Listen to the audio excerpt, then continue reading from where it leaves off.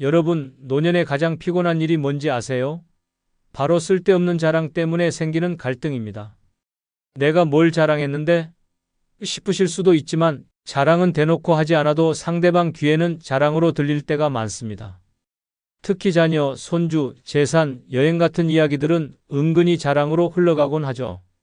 문제는 이 자랑이 듣는 사람의 마음을 찝찝하게 만들거나 괜히 거리감을 만드는 원인이 된다는 겁니다. 난 그저 내 이야기를 했을 뿐인데 왜 삐치는 거야? 라고 생각하실 수도 있어요. 하지만 자랑이란 게 참 묘해서 말하는 사람은 기분 좋지만 듣는 사람은 왠지 모르게 비교를 하게 되고 때로는 괜한 열등감까지 느끼게 합니다. 저 사람은 참 잘 사는데 나는 뭐지? 라는 생각이 떠오르면서 상대방은 대화를 피하고 싶어지죠. 그래서 오늘은 노년에 절대 남들에게 자랑하면 안 되는 7가지를 이야기해 보려고 합니다.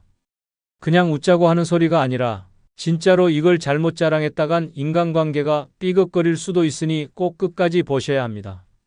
노년의 평화로운 관계를 지키기 위해 그리고 괜히 자랑쟁이라는 소리를 듣지 않기 위해 어떤 이야기를 조심해야 할지 지금부터 시작해 볼까요? 먼저 구독, 좋아요 눌러주세요. 첫 번째는 내 재산 규모입니다. 여러분, 노년에 가장 자랑하고 싶은 것 중 하나가 재산 아닙니까? 내가 평생 이렇게 벌었고 이만큼 모았고 자식들에게도 다 나눠줬지 라며 자랑하고 싶은 마음이 드는 건 당연합니다.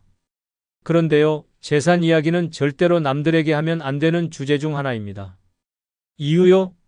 이건 사람들 사이에 은근히 질투와 의심을 부르는 최고의 화두이기 때문입니다. 가령 친구 모임에서 우리 집값이 요즘 10억이 넘었다네라고 슬쩍 흘렸다고 생각해 보세요. 듣는 순간 친구들의 머릿속엔 저 사람 참 잘 나가네 라는 생각과 동시에 근데 왜 저번에 밥값은 내가 냈지? 라는 의문이 떠오를 겁니다. 더 심한 경우 그 돈 다 어디서 났을까? 라며 쓸데없는 추측까지 하게 되죠. 가족들 사이에서도 마찬가지입니다. 자식들에게 재산 이야기를 꺼내면 우리 부모님에게 얼마나 남았을까? 라는 계산이 시작될 가능성이 높아요. 심지어 형제들끼리 유산 문제로 갈등이 생길 수도 있죠. 재산 이야기는 듣는 사람을 불편하게 하고 말하는 사람에게는 오히려 부담으로 돌아올 가능성이 큽니다. 그런데 더 큰 문제는 이런 이야기가 사기꾼이나 기회주의자들의 귀에 들어갔을 때입니다. 돈 이야기를 들은 사람 중 일부는 겉으로 친절하게 다가오며 좋은 투자 기회가 있다거나 급히 돈이 필요한 상황을 핑계로 접근할 수 있습니다. 혹은 당신의 재산에 눈독을 들인 사람들이 허위 사업이나 가짜 약속으로 속이려 들 수도 있습니다. 노년의 재산은 평생의 땀과 노력이 담긴 소중한 자산이니만큼 절대로 이런 위험에 노출되지 않아야 합니다. 노년에는 재산 이야기를 자랑하기보다는 조용히 나를 위해 쓰며 스스로 만족하는 것이 훨씬 낫습니다. 남들에게 자랑한다고 해서 내 재산이 더 많아지거나 사람들의 존경을 받는 건 아니니까요. 괜히 내 재산이 오히려 내 발목을 잡을 수도 있다는 점 잊지 마세요. 두 번째는 내 자녀, 며느리, 손주 자랑입니다. 우리 아들은 대기업에서 고위직이고 며느리는 의사야. 손주는 이번에 반에서 1등 했다네. 부모로서, 조부모로서 자식이나 손주가 잘된 걸 자랑하고 싶은 마음은 당연합니다. 하지만 이런 자랑이 남들에게는 의외로 부담과 거리감을 줄 수 있다는 사실 알고 계신가요? 우선 자녀 자랑은 듣는 사람에게 비교와 열등감을 느끼게 할 수 있습니다. 나는 우리 자식 뒷바라지하느라 애썼는데 저 집에는 왜 저렇게 잘 됐지? 라며 은근히 상대를 위축되게 만들 수도 있죠. 며느리 자랑도 마찬가지입니다. 내 며느리는 아침마다 요가도 하고 집안일도 척척하면서 직장도 다닌다. 같은 말을 들은 사람은 우리 며느리는 왜 안 그렇지? 라며 불편함을 느낄 수 있습니다. 손주 자랑은요? 그건 또 다른 레벨의 불편함을 줍니다. 우리 손주는 이번에 피아노 대회에서 상을 받았다는 말을 들으면 상대방은 우리 손주는 피아노를 배우지도 않는데라며 민망함과 박탈감을 느낄 수 있어요. 심지어 듣는 사람에게 손주가 없을 경우에는 더 큰 거리감을 줄 수도 있습니다. 그리고 중요한 포인트, 자녀와 손주 자랑은 당사자들에게도 부담을 줍니다. 엄마, 제발 친구들 앞에서 내 얘기 좀 하지 마세요 라는 말을 들어본 적 있으신가요? 과도한 자랑은 자식들에게 과도한 기대감과 압박을 주며 손주들에게도 나는 꼭 잘해야 해라는 불필요한 스트레스를 줄 수 있습니다. 세 번째는 내 젊었을 때 잘 나갔던 이야기입니다. 노년에 가장 자주 나오는 대화 중 하나가 바로 내 젊었을 때는 마리아로 시작하는 이야기입니다. 한때 내가 얼마나 잘 나갔고 얼마나 대단한 성취를 이뤘는지 말하고 싶어지는 건 인지상정이죠. 그런데 이 젊은 시절의 자랑이 꼭 환영받는 이야기는 아닙니다. 왜냐고요? 듣는 사람들에게 부담만 줄 가능성이 크기 때문입니다. 첫째, 젊은 시절 자랑은 현재와 연결되지 않으면 공감받기 어렵습니다. 예를 들어 내가 그때는 사장 자리까지 올라갔었지 라고 해도 지금은 은퇴한 상태라면 그 이야기는 과거에 멈춰버린 이야기일 뿐입니다. 상대방은 그래서 지금은요? 라는 생각을 하게 될 수 있죠. 둘째, 젊었을 때 이야기는 자칫 듣는 사람들에게 상대적인 박탈감을 줄 수 있습니다. 특히 듣는 사람이 현재 힘든 상황이라면 아, 저 사람은 저렇게 잘 나갔는데 나는 왜 이럴까? 라는 생각을 하게 될지도 모릅니다. 셋째, 젊었을 때 잘 나갔다는 이야기는 반복될수록 추억에만 매달리는 사람이라는 인상을 줄 수 있습니다. 그때가 좋았는데라는 말을 자주 할수록 오히려 지금의 자신감이나 현재를 즐기는 모습이 부족해 보일 수 있다는 뜻이죠. 젊은 시절의 자랑은 스스로의 마음속에 간직하거나 정말 나를 잘 이해해주는 가까운 사람과 나눌 때 더 빛을 발합니다. 남들에게 굳이 자랑하려고 하면 오히려 지금의 나를 덜 멋지게 보이게 만들 수 있다는 점 꼭 기억하세요. 네 번째는 내 여행 경험입니다. 여행 이야기는 누구나 좋아할 것 같죠? 그런데 노년에는 이 여행 경험이 자랑이 될 가능성이 높고 자랑은 듣는 사람을 은근히 불편하게 만들 수 있습니다. 내가 이번에 유럽 다녀왔는데 말이야. 로 시작하는 이야기를 꺼내는 순간 상대방의 반응은 크게 두 가지로 나뉩니다. 첫째, 상대가 나와 비슷한 여행 경험을 가진 경우입니다. 이럴 땐 서로의 이야기가 공감과 경쟁 사이를 오갑니다. 거기 갔어? 아, 나는 그곳에서 이런 걸 봤지. 라며 대화가 발전할 수도 있지만 상대방이 마음속으로 내 여행은 저만큼 대단하지 않은데라며 비교하고 자격지심을 느낄 수도 있습니다. 둘째, 상대가 여행을 가지 못한 사람일 경우입니다. 건강 문제나 경제적인 이유로 여행이 어려운 사람에게 이곳은 정말 대단했어. 당신도 가봤어야 했는데 라는 말은 배려 없는 자랑으로 들릴 수 있죠. 듣는 이에게는 부러움보다는 불편함과 소외감을 줄 가능성이 큽니다. 여행 경험은 스스로의 행복을 위한 추억으로 간직하는 것이 가장 좋습니다. 특히 노년에는 내가 이만큼 잘 살고 있어라는 자랑으로 들리지 않도록 상대방의 상황을 고려하며 조심스럽게 나누는 것이 중요합니다. 다섯 번째는 내 건강 상태입니다. 노년의 대화에서 빠질 수 없는 주제가 바로 건강입니다. 그런데 건강 이야기가 지나치게 자랑처럼 들리면 듣는 사람의 기분을 상하게 만들 수 있습니다. 예를 들어 나는 지금도 혈압, 당뇨 다 정상이고 약 한 번 안 먹어봤다니까? 라고 말하면 듣는 사람의 마음은 어떨까요? 첫째, 상대가 건강 문제로 고생하고 있는 상황이라면 이런 이야기는 큰 스트레스를 줄 수 있습니다. 저 사람은 저렇게 건강한데 나는 왜 이렇게 약을 달고 살지? 라는 생각이 드는 건 당연하죠. 상대방에게는 자존감을 떨어뜨리는 말이 될 수 있습니다. 둘째, 건강 자랑은 자칫 오만하게 보일 수 있습니다. 젊었을 때부터 자기 관리를 열심히 했다는 자부심을 표현하고 싶을 수도 있겠지만 듣는 사람에게는 나는 잘했는데 너는 왜 못했어? 라는 뉘앙스로 느껴질 위험이 있습니다. 건강 상태는 조용히 스스로 만족하며 관리하는 것이 가장 좋습니다. 건강이 좋다면 감사하며 유지하고 상대방과의 대화에서는 공감과 배려를 먼저 생각하세요. 자랑으로 들리지 않게 말하는 법도 건강관리만큼 중요한 기술입니다. 여섯 번째는 내 연애 경험입니다. 노년에도 연애를 하거나 과거의 연애 경험을 자랑하고 싶은 마음이 들 때가 있습니다. 특히 나도 한때 인기가 많았지 라며 과거의 연애담을 꺼내거나 현재 새롭게 시작한 연애를 자랑하는 경우가 있는데요. 이 이야기가 듣는 사람들에게 어떻게 받아들여질지는 생각보다 복잡합니다. 먼저 과거의 연애 경험을 자랑한다면 그때는 참 대단했지라는 말이 상대방에게는 허세처럼 들릴 가능성이 큽니다. 특히 연애 경험이 적거나 그런 경험을 부러워하는 사람에게는 자랑이 오히려 기분을 상하게 할 수 있죠. 현재 연애 중이라면 상황은 더 복잡합니다. 상대방이 혼자라면 저 사람은 연애도 하고 좋겠다는 부러움과 동시에 나한테 이걸 자랑하려는 건가? 라는 반감이 생길 수도 있습니다. 심지어 연애에 관심 없는 사람에게는 불필요한 이야기로 느껴질 수도 있습니다. 연애 이야기는 내가 행복하면 그 자체로 충분합니다. 굳이 남들에게 이야기해서 나의 행복을 증명하려고 하지 않아도 괜찮습니다. 내 연애는 나만 알고 즐기는 것이 가장 아름다운 연애 아닐까요? 7번째는 내 집이나 부동산입니다. 노년에 들어 자랑하고 싶은 것 중 하나가 바로 내 집과 부동산 관련 이야기입니다. 우리 집은 지금 몇 억은 가뿐히 넘어. 라거나 내가 옛날에 이 땅을 샀는데 지금 얼마나 올랐는지 알아? 같은 이야기는 듣기엔 대단해 보이지만 사실 듣는 사람에게는 별로 유쾌하지 않을 수도 있습니다. 일단 집 자랑은 쉽게 질투를 불러일으킬 수 있는 주제입니다. 집을 마련하지 못했거나 경제적으로 어려운 사람들에게는 이런 이야기가 나는 이렇게 잘 살고 있는데 너는 뭐하니? 라는 메시지처럼 들릴 수 있습니다. 설령 그런 의도가 없더라도 부동산은 민감한 주제라 괜한 거리감을 만들기 쉽습니다. 또한 집 자랑은 불필요한 오해를 부를 수도 있습니다. 저 사람 돈이 꽤 많은가 봐라는 생각이 퍼지면서 괜한 부탁이나 기대를 하는 사람들이 나타날 수 있죠. 예를 들어 친구나 가족이 경제적 도움을 요청할 때 저 사람은 잘 사니까 당연히 도와줄 거야 라고 생각할지도 모릅니다.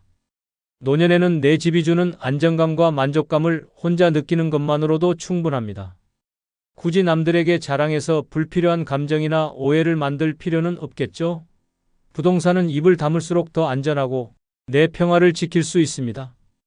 결국 노년의 자랑이란 건 독이 될 수도 약이 될 수도 있는 칼날 같은 존재입니다. 순간적으로는 뿌듯하고 뭔가를 이룬 것 같을지 몰라도 그 자랑이 듣는 사람의 마음을 불편하게 하거나 자칫하면 관계에 금이 가는 일이 생길 수 있습니다. 자랑하고 싶은 마음이 드는 건 당연해요. 내가 자랑스럽고 행복하니 말하고 싶은 거겠죠.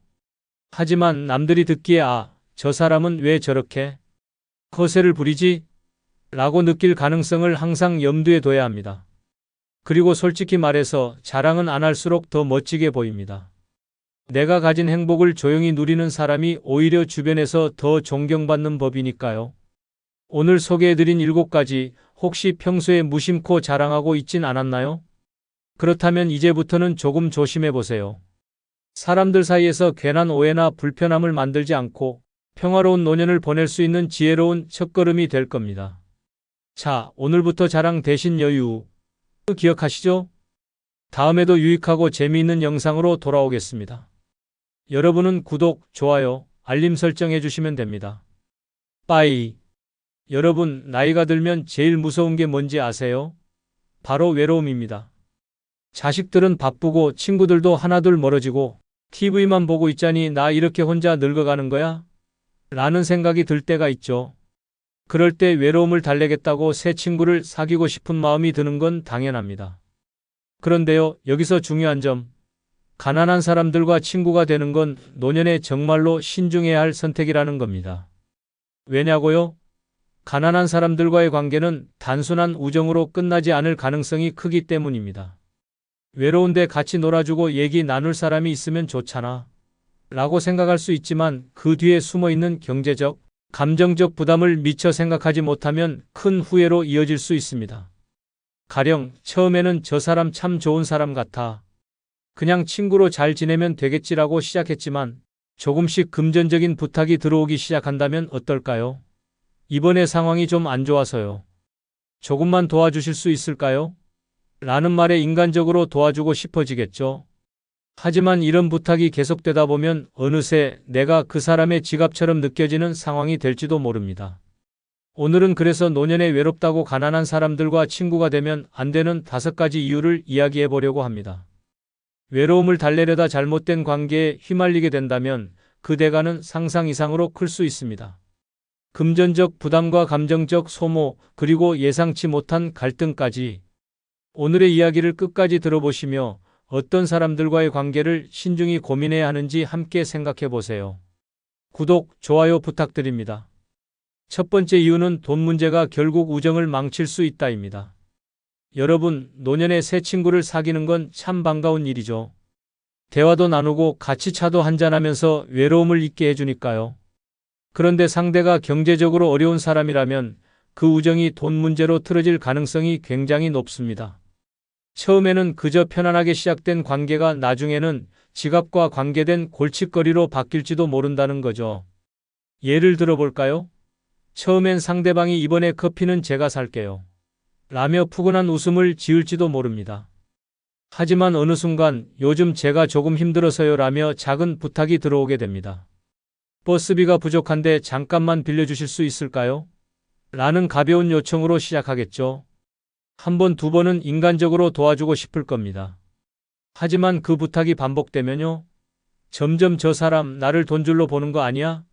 라는 생각이 들게 됩니다. 여기서 끝나면 다행입니다. 하지만 상대가 도와준 걸 당연하게 여기기 시작하면 어떻게 될까요? 우리 사이에 이 정도는 이해해 주실 줄 알았는데라며 오히려 서운한 태도를 보일 수도 있습니다. 심지어 부탁을 거절했을 때 그 친구가 상처받고 관계가 틀어지는 경우도 많습니다. 결국 돈 문제는 친구를 도와주는 것으로 시작되지만 우정을 깨뜨리는 단초가 되는 경우가 대부분입니다. 그리고 이런 상황은 단순히 금전적인 부담으로 끝나지 않습니다. 이번에는 얼마를 빌려줘야 하지? 라며 고민하는 내 모습, 그리고 이 돈을 빌려주고 나면 내가 불편해지는 건 아닐까? 라는 스트레스까지. 이런 갈등과 불편함이 쌓이면서 결국에는 내가 그 관계를 유지하기 어려워지게 됩니다. 노년의 우정은 진정한 마음의 교류에서 시작되어야 합니다. 돈이라는 현실적인 문제가 끼어들게 되면 그 관계는 한쪽이 손해를 보는 불평등한 관계로 변질될 가능성이 큽니다. 아무리 따뜻한 마음으로 도와주고 싶어도 상대방의 경제적 문제를 해결할 수는 없습니다. 그 문제를 떠안는 순간 내가 평화롭고 안정된 노년의 삶을 잃게 될 수도 있다는 걸 기억해야 합니다. 두 번째 이유는 부정적인 에너지가 나에게 전염될 수 있다입니다. 여러분, 인간관계라는 건 참 묘합니다. 누구와 어울리느냐에 따라 내 삶의 분위기와 에너지가 확 바뀌거든요. 그런데 가난한 사람들, 특히 삶에 대한 부정적인 태도를 가진 사람들과 친구가 되면 그 어두운 에너지가 나에게도 자연스럽게 스며들 수 있습니다. 가난한 사람이라고 다 부정적이라는 건 아닙니다. 하지만 어려운 경제 상황에 처한 사람들 중에는 스스로 상황을 개선하려는 의지보다는 세상에 대한 원망과 불평, 불만을 쏟아내는 경우가 많습니다. 처음에는 그래, 얼마나 힘들면 저렇게 말하겠어 라며 이해하고 넘어갈 수 있을 겁니다. 하지만 대화가 이어질수록 상황은 달라집니다. 예를 들어 친구와 만나면 대화가 항상 비슷하게 흘러갑니다. 세상 참 불공평하지 않아? 저 사람은 저렇게 잘 사는데 난 왜 이 모양일까? 요즘 물가는 왜 이렇게 올랐어? 도대체 정부는 뭘 하고 있는 거야? 처음엔 고개를 끄덕이며 공감할 수 있겠지만 대화의 주제가 매번 이런 식으로 부정적인 이야기로 끝난다면 나도 모르게 지치게 됩니다. 결국 나도 같은 불평을 하게 되고 내 시선마저 부정적으로 변하기 시작합니다. 또한 부정적인 태도를 가진 사람들은 대체로 문제 해결보다는 문제를 확대하는 데 더 익숙합니다. 나는 어차피 해도 안 될 거야 라며 희망조차 가지지 않는 태도를 보이면 그런 대화는 내 에너지까지 소진시키게 됩니다. 나도 모르게 내가 왜 이런 대화를 계속하고 있지? 라는 의문이 들게 되고 집으로 돌아오는 길에 한숨이 늘어날 수도 있습니다. 노년에는 긍정적인 에너지가 중요합니다. 내가 하루하루를 기쁘고 보람차게 살아가는 데 있어 주변 사람들의 영향은 절대적으로 크거든요. 하지만 부정적인 대화를 반복적으로 듣다 보면 마치 탁한 물에 손을 씻는 것처럼 내 마음이 맑아지지 않고 자꾸 흐려지게 됩니다. 그리고 그 에너지가 쌓이다 보면 어느새 나의 밝고 긍정적인 삶의 태도마저 무너질 수 있습니다. 결국 친구라는 존재는 나의 삶을 더 따뜻하게 만들어야지 더 피곤하게 만들어서는 안 됩니다. 가난한 친구와의 관계는 처음엔 외로움을 달래주는 좋은 선택처럼 보일지 몰라도 부정적인 에너지와 대화가 이어지면 결국 나의 삶을 우울하게 만들 가능성이 큽니다. 세 번째 이유는 그들의 문제는 끝없이 커질 수 있다입니다.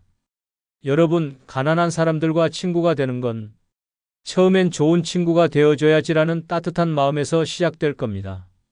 하지만 현실은 생각보다 훨씬 복잡합니다. 가난한 사람의 문제는 끝이 없고 그 끝없는 문제들이 결국 나에게까지 영향을 미칠 가능성이 크기 때문이죠. 처음에는 단순히 요즘 조금 힘드네 정도의 이야기로 시작됩니다. 생활비가 빠듯해서 힘들어라거나 요즘 병원비가 부담돼 같은 하소연 정도는 누구나 이해할 수 있겠죠. 그래서 그래, 힘들겠네. 내가 같이 고민해 줄게라며 좋은 친구로서 들어줄 수도 있습니다. 하지만 문제는 여기서 끝나지 않는다는 겁니다. 문제는 종종 한 가지 어려움이 다른 문제를 낳는다는 점입니다. 생활비가 부족하다 보니 빚을 지게 되고 그 빚을 갚으려고 또 다른 빚을 내게 되는 악순환이 이어질 수 있습니다. 이 과정에서 그 친구가 이제 나 혼자 감당하기 힘드니 너라도 좀 도와줄 수 있겠니? 라고 요청할 가능성도 높아지죠. 처음엔 작은 부탁이었는데 어느 순간 이번 달만 좀 부탁할게 라는 말이 반복되면서 내가 그 문제의 일부가 되어가는 상황이 벌어질 수 있습니다. 그리고 가장 큰 문제는 그들의 상황이 개선될 가능성이 낮다는 겁니다. 경제적으로 어려운 상황에 처한 사람들 중 일부는 본인의 문제를 스스로 해결하려는 의지보다는 주변 사람들에게 의존하려는 경향을 보이는 경우가 많습니다. 내가 들어주고 도와주는 만큼 이 친구가 있으니 괜찮겠지라는 생각이 자리 잡게 되고 결국 나는 계속해서 그 문제의 한가운데에 놓이게 될 수도 있습니다. 네 번째 이유는 그들의 가족 문제에 휘말릴 수 있다입니다. 여러분, 노년에 가장 소중한 건 뭐니 해도 평화입니다. 그런데 가난한 사람들과 친구가 되면 그 평화가 한순간에 깨질 수 있습니다. 왜냐고요? 그들의 가족 문제에 내가 끼어들게 될 가능성이 크기 때문입니다. 처음엔 그냥 친구와만 관계를 맺는 거라고 생각했을 겁니다. 나는 그저 저 사람과 얘기 나누고 커피 한잔하면서 외로움을 달랠 거야 라고요. 그런데 어느 날 친구가 갑자기 이런 이야기를 꺼냅니다. 우리 집 애들이 요즘 말썽이라서 가족들이 나를 너무 힘들게 해요. 형제가 돈 문제로 자꾸 싸우는데 내가 중재를 해야 해서 듣다 보면 어느새 나는 그들의 가족 문제에 대한 조언자가 되어 있는 겁니다. 여기서 끝나면 다행이죠. 그런데 점점 그 이야기가 구체화됩니다. 우리 가족이 돈이 부족해서 힘들어라는 하소연이 이어지고 혹시 내가 조금 도와줄 수 있을까? 라는 말로 발전할 가능성도 큽니다. 게다가 그들의 가족 중 누군가가 직접 나에게 연락을 해 어르신, 우리 부모님 친구 좀 잘 부탁드려요 라고 하는 경우도 생길 수 있습니다. 더 큰 문제는 가난한 사람의 가족들은 종종 서로 의지하며 얽힌 관계를 가지고 있다는 겁니다. 내가 그 친구와만 대화한다고 생각했는데 어느새 그 가족의 문제까지 내가 책임져야 하는 상황이 될 수도 있습니다. 자식들, 형제들, 심지어 친척들까지 엮이면서 내가 이 나이에 왜 남의 가족 문제로 골머리를 썩이고 있지? 라는 후회가 들게 될 수도 있죠. 노년에는 내 가족만 챙기기도 벅찬 시기입니다. 친구의 가족 문제까지 얽히다 보면 그 관계는 점점 피곤하고 골치 아픈 일로 변질될 가능성이 큽니다. 결국 외로움을 달래려다 오히려 내 평화를 잃는 선택이 될 수 있다는 점을 꼭 기억하세요. 다섯 번째 이유는 내 외로움을 더 크게 느끼게 만들 수도 있다입니다. 여러분, 외로움을 달래기 위해 친구를 사귀는 건데 그 친구가 오히려 외로움을 더 키우는 경우도 있다는 거 알고 계신가요? 특히 가난한 사람들과 친구가 되면 이런 일이 벌어질 가능성이 더 높습니다. 처음엔 좋은 친구가 생겼으니 이제 외롭지 않을 거야 라고 생각할 겁니다. 하지만 그 친구와의 대화가 반복될수록 이상한 기분이 들기 시작합니다. 그들의 이야기를 듣다 보면 나는 왜 이런 얘기를 계속 듣고 있어야 하지? 라는 생각이 스멀스멀 올라옵니다. 가난한 상황에서 나오는 부정적인 이야기, 가족과의 갈등, 끊임없는 불만을 듣다 보면 친구와 함께 있어도 나 자신이 더 고립된 느낌을 받을 수도 있습니다. 또한 가난한 친구는 경제적 여건상 내가 원하는 활동을 함께하기 어려운 경우가 많습니다. 나는 여행을 가고 싶고 좋은 레스토랑에서 식사도 하고 싶은데 상대방은 나한텐 그런 건 사치야라고 선을 그어버릴 수 있죠. 그러면 자연스럽게 내가 하고 싶은 것들을 포기하게 되고 그럴수록 내가 왜 이러고 있지? 라는 외로움이 커질 수 있습니다. 가장 큰 문제는 이런 상황에서 친구와 함께 있는 시간 자체가 의무감으로 변질될 가능성이 크다는 겁니다. 내가 얘를 외면하면 너무 가혹한가? 라는 생각에 계속 만나게 되지만 만날수록 나의 에너지가 소진되고 외로움이 더 커지는 악순환이 이어질 수 있습니다. 결국 노년에 가장 중요한 건 내 평화와 행복입니다. 외로움을 달래기 위해 친구를 사귀는 건 좋지만 그 친구가 가난으로 인한 문제를 안고 있다면 이야기가 달라집니다. 그들의 돈 문제, 부정적인 에너지, 끝없는 갈등이 어느새 내 삶까지 침범할 수 있으니까요. 친구란 함께 있어 기쁘고 에너지를 주는 존재여야 합니다. 하지만 잘못된 친구를 사귀게 되면 외로움을 해결하기는커녕 더 큰 스트레스와 부담을 안게 될 수 있습니다. 노년의 삶에서 그건 정말 피해야 할 상황 아닐까요? 그러니 친구를 사귈 때도 신중하세요. 내 삶을 복잡하게 만드는 관계보다 나의 여유를 지켜주는 관계를 선택하세요. 외로움은 잠깐이고 잘못된 친구는 평생 후회를 남길 수 있습니다. 노년엔 내 마음의 평화가 가장 소중하다는 걸 기억하세요. 마지막으로 중국 알리바바의 창업자 마윈의 유명한 말 중 하나인 가난한 사람과는 사업하지 마라는 글로 마치겠습니다. 가난한 사람과는 사업하지 마라. 가난한 사람들은 종종 모든 기회를 문제로 바꾼다. 무언가를 제안하면 그게 가능하겠어? 라고 의심부터 한다. 좋은 아이디어를 내면 그거 돈 안 될 거야 라며 부정적으로 본다. 위험을 감수하자고 하면 너무 위험해. 라며 뒷걸음질 친다. 어려움을 이야기하면 그건 너무 복잡해라며 피한다. 그들에게는 돈이 없다, 시간이 없다, 기회가 없다라는 변명이 항상 준비되어 있다. 그런데 정작 행동을 통해 문제를 해결하려는 의지와 용기는 찾기 어렵다. 마윈은 또한 이렇게 말했습니다. 기회를 받아들이는 사람은 성공할 확률이 50%지만 기회를 거부하는 사람은 성공할 확률이 0%다. 비즈니스는 열정과 실행력이 중요하다. 가난한 사람과의 사업이 어렵다는 것은 단순히 그들의 경제적 상황 때문이 아니라 문제를 바라보는 태도와 기회를 대하는 방식 때문입니다. 그들은 실패를 두려워하고 변화의 필요성을 이해하지 못하며 도전보다는 안정을 추구하는 경향이 있습니다. 결국 성공적인 비즈니스를 위해서는 열린 마음, 도전정신, 실행력을 가진 사람들과 함께 해야 합니다. 가난한 사람들과의 사업은 그들의 의심과 부정적인 태도가 계속 발목을 잡을 가능성이 높습니다. 가난한 사람은 문제를 키우고 부자는 기회를 키운다. 구독, 좋아요 부탁드립니다. 여러분, 나이가 들면 베풀면서 살아야 한다라는 말 어디서 많이 들어보셨죠? 듣기엔 참 그럴싸합니다. 그런데요, 65세가 넘은 당신이 이 말을 철석같이 믿고 살다 보면 그 끝은 생각보다 끔찍할 수 있습니다. 처음엔 기분 좋게 시작했겠죠. 내가 가진 걸 나눠주면 사람들이 나를 더 좋아하고 복도 많이 받겠지라는 마음으로요. 하지만 현실은 냉정합니다.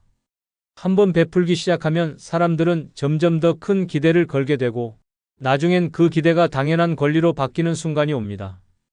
더 심한 건 내가 그만두려고 하면 왜 이제 안 해요? 라며 비난하거나 멀어지는 사람도 생긴다는 거예요. 그리고 끝없는 요구는 내 건강, 재산, 에너지까지 갉아먹습니다. 내가 베푸는 게 그들에게 당연하면서 호구 취급당하고 심지어 내 도움을 이용하려는 사기꾼들까지 몰려들게 됩니다. 베푸는 삶이 오히려 내 노후에 가장 큰 위협이 될 수 있다는 거죠. 오늘은 그래서 65세 이후에 남들에게 이것저것 베풀며 살면 절대 안 되는 7가지 이유를 이야기해 보려고 합니다. 이 내용을 듣고 나면 베풀면서 살아야 한다는 그 고정관념을 당장 깨고 싶어질 겁니다. 내 인생을 지키기 위해 지금부터라도 현명하게 살아야 하지 않을까요? 끝까지 들어보세요. 아참 구독, 좋아요, 알림 설정 부탁드립니다. 첫 번째 이유는 베품이 당연한 줄 알게 된다입니다. 처음엔 좋은 마음에서 시작합니다. 저 사람 참 힘들어 보이네. 내가 조금 도와줘야지. 그런데 여러분, 한번 베풀면 그게 끝이 아닙니다. 사람은 참 묘해서요. 한 번 받은 걸 고맙게. 여기다가도 2번, 3번 받으면 그게 당연한 권리라고 착각하기 시작합니다. 예를 들어 동네 이웃이나 친척이 갑자기 이렇게 말한다면 어떨까요? 이번에도 조금만 부탁드릴게요. 처음엔 내가 돕는 게 큰 도움이 되겠지라고 생각하겠지만 그 부탁이 점점 더 커지고 반복되면 마음이 달라집니다. 어느새 그 사람은 이 정도는 저분이 당연히 해주는 거지 라고 여길지도 모릅니다. 더 심각한 건 한번 거절하기 시작하면 상대가 왜 이제 와서 안 도와주냐? 라며 서운함을 느끼고 오히려 관계가 틀어질 수도 있다는 겁니다. 이건 단순히 돈이나 물건의 문제가 아닙니다. 내 시간, 내 에너지, 내 마음까지 베풀다가 보면 정작 내가 필요한 순간에 남아있는 게 없을 수도 있어요. 이젠 좀 쉬어야지라고 결심했을 땐 이미 늦은 경우가 많습니다. 노년에는 내 삶의 주인으로 살아야 합니다. 베풀지 말라는 게 아닙니다. 다만 내가 지치고 힘들어질 정도로 남들에게 의존심을 키워주는 일은 피해야 한다는 거죠. 결국 베풀 때도 한 번쯤은 이게 내게도 정말 괜찮은 선택일까? 라고 스스로에게 물어볼 필요가 있습니다. 내 삶의 소중함을 지키는 것이야말로 가장 현명한 베품 아닐까요? 두 번째 이유는 사기꾼들의 표적이 될 수 있다입니다. 여러분, 베풀기 좋아하는 사람은 사기꾼들에게 최고의 먹잇감이라는 사실 알고 계셨나요? 저분은 남을 돕는 걸 좋아하시는 분이야 라는 소문이 돌기 시작하면 멀리서 사기꾼들이 냄새를 맡고 몰려들기 시작합니다. 그들은 아주 교묘한 방법으로 접근해서 처음에는 감동적인 이야기로 마음을 사로잡습니다. 예를 들어 제가 정말 어려운 처지에 놓였는데 도와주신다면 평생 은혜를 갚겠습니다라며 눈물까지 보일 수 있습니다. 처음엔 진심 같아서 도와줬는데 한번 도와주고 나면 그 다음엔 사실 더 큰 문제가 있어서요라는 말을 들으며 점점 더 깊이 얽히게 됩니다. 여기서 끝나면 다행이죠. 사기꾼들은 겉으론 딱하고 불쌍한 모습을 보여주면서 속으로는 내가 가진 돈이나 자산을 어떻게 끌어낼지 계산하고 있을지도 모릅니다. 더 충격적인 건 이런 사기꾼들은 개인적인 네트워크나 동네 소문을 활용해 그분은 이런 사정에 잘 도와주신다더라라는 정보를 퍼뜨립니다. 그 결과 한두 명이 아니라 여러 명의 사기꾼들이 순서대로 접근해오는 연속적인 타격을 받을 수도 있다는 겁니다. 노년에는 특히 방어벽이 중요합니다. 내가 힘들게 모은 재산과 시간을 지키는 건 나 자신뿐입니다. 남을 돕는다는 좋은 의도는 필요하지만 이 세상 모든 사람을 구제할 순 없다는 걸 명심하세요. 내 선의를 악용하려는 사람들에게 마음을 열어주는 순간 그들은 내 인생을 흔들어 놓을 준비가 되어 있을지도 모릅니다. 세 번째 이유는 가족들마저 등을 돌릴 수 있다입니다. 가족에게 베푸는 건 당연하다고 생각하시죠? 하지만 지나치게 베풀다 보면 가족과의 관계까지 틀어질 수 있다는 점 꼭 기억하셔야 합니다. 예를 들어 자식이나 친척에게 꾸준히 금전적 도움을 주던 부모님이 어느 날 더는 여력이 없어 이제는 내가 감당하기 힘들다라고 말하면 어떤 일이 벌어질까요? 그럼 지금까지는 왜 도와줬어요? 라는 서운함과 원망이 터져 나올 가능성이 큽니다. 더 심한 경우 그동안은 줬으면서 이제 와서 왜 안 준다는 거야? 라며 부모님의 도움을 권리처럼 여기는 모습을 보일 수도 있습니다. 그리고 가족 내 재산 분배나 유산 문제가 얽히게 되면 갈등은 더욱 커질 수 있습니다. 내가 열심히 베풀었던 것을 다른 가족 구성원이 왜 저 사람한테만 그렇게 많이 해줬어요? 라며 따지고 들면 평화로웠던 가족 관계가 순식간에 난장판이 될 수도 있죠. 심지어 자녀들 사이에 갈등이 생기고 결국 나를 원망하게 되는 상황도 생길 수 있습니다. 더 큰 문제는 내가 가족들에게 너무 많이 베풀다 보면 정작 나 자신을 돌볼 여력이 없어진다는 겁니다. 그러면 내가 진짜 어려운 상황에 처했을 때 과연 가족들이 나를 도와줄까요? 그동안 내가 베풀었던 건 이미 잊히고 우린 이미 받을 만큼 받았으니 이제 더는 못 도와준다는 냉정한 대답을 들을지도 모릅니다. 노년에는 가족과의 관계에서도 균형이 중요합니다. 지나치게 베풀며 희생하면 오히려 가족들이 나를 소홀히 대할 가능성이 높습니다. 내 소중한 가족 관계를 지키려면 때로는 도움의 선을 긋는 용기도 필요하다는 걸 꼭 기억하세요. 네 번째 이유는 내 노후 자금이 바닥날 수 있다입니다. 여러분, 노후 자금은 평생의 안전망입니다. 젊었을 때 열심히 일하고 모으고 아껴서 만든 돈이죠. 그런데 이 소중한 노후 자금을 베푸느라 줄줄 새게 만든다면 그 끝이 어떻게 될지 상상해 보셨나요? 내 노후가 불안과 걱정으로 가득 찰 수도 있습니다. 처음엔 작은 금액으로 시작됩니다. 조금 도와주는 건 괜찮겠지라며 몇 번 베풀었는데 어느새 그 금액이 점점 커지고 반복되면서 내가 예상하지 못한 속도로 돈이 빠져나가기 시작합니다. 통장을 볼 때마다 이 정도 금액이면 아직 괜찮아라고 스스로 위안할지도 모르죠. 그런데 문제가 생기는 순간은 따로 있습니다. 갑자기 큰 병원비나 예기치 못한 사고 혹은 오래된 집의 수리 같은 날을 위한 큰 지출이 필요할 때 통장 잔고가 바닥난 걸 깨닫는 그 순간입니다. 내가 힘들게 모아둔 돈이 남을 위해 줄줄 새어나갔다는 걸 깨닫는 건 그야말로 충격적인 경험이 될 겁니다. 더욱 안타까운 건 이렇게 베푼 돈이 내게 돌아오지 않는다는 점입니다. 내가 저 사람을 이렇게 도왔으니 나중에 조금이라도 갚아주겠지? 라고 생각한다면 큰 오산입니다. 노년에 돈이 줄어드는 건 남 탓이 아니라 결국 나의 잘못된 선택에서 시작되는 경우가 많습니다. 노후 자금은 나를 위한 보험입니다.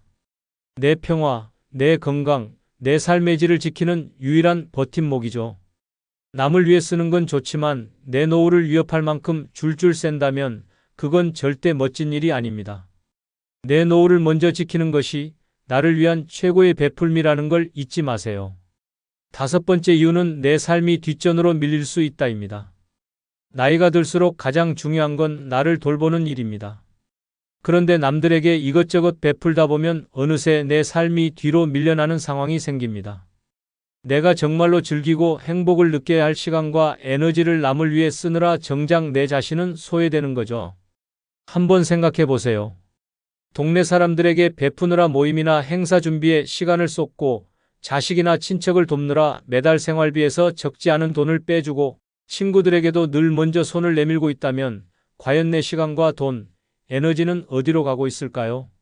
결국 내가 하고 싶은 여행, 배우고 싶은 취미, 먹고 싶은 맛있는 음식은 나중으로 미뤄지게 됩니다.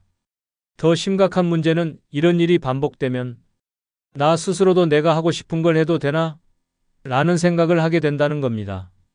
남들이 기대하고 있으니 내가 이걸 포기해야겠지라며 내 삶의 우선순위를 점점 포기하게 되는 거죠. 이건 노년에 가장 피해야 할 상황입니다. 노년은 평생 열심히 살아온 나에게 주는 선물 같은 시기인데 내가 나를 돌보지 않는다면 누가 돌봐줄까요? 여섯 번째 이유는 내 건강까지 나빠질 수 있다입니다. 여러분, 남들에게 베푸는 건 마음에 따뜻함을 줄 수 있습니다. 하지만 그게 과도해지면요, 결국 내 몸과 마음의 건강까지 해칠 수 있습니다. 노년에는 건강이 제일 중요한데 남들에게 이것저것 베풀며 에너지를 쏟다 보면 정작 내 자신을 돌볼 여력이 없어지는 상황이 벌어질 수 있습니다. 처음엔 사소한 일처럼 보입니다. 친척들 챙기느라 장을 보고 이웃들에게 나눠줄 음식을 준비하고 친구 부탁에 여기저기 뛰어다니고, 그런데 이 모든 게 쌓이다 보면 어느새 나의 일상은 남을 위한 시간표로 가득 찹니다. 그 결과 피곤이 쌓이고 스트레스는 높아지고 나중엔 몸까지 탈이 나기 시작합니다. 문제는 이 모든 일을 멈추기가 어렵다는 겁니다. 내가 꾸준히 베풀던 것을 중단하면 사람들은 왜 갑자기 안 하세요? 라며 서운해하고 심지어 원망을 드러낼 수도 있죠. 이런 상황에서 느끼는 심리적인 압박감은 스트레스를 더 크게 만듭니다. 스트레스는 결국 만성질환으로 이어질 가능성이 큽니다.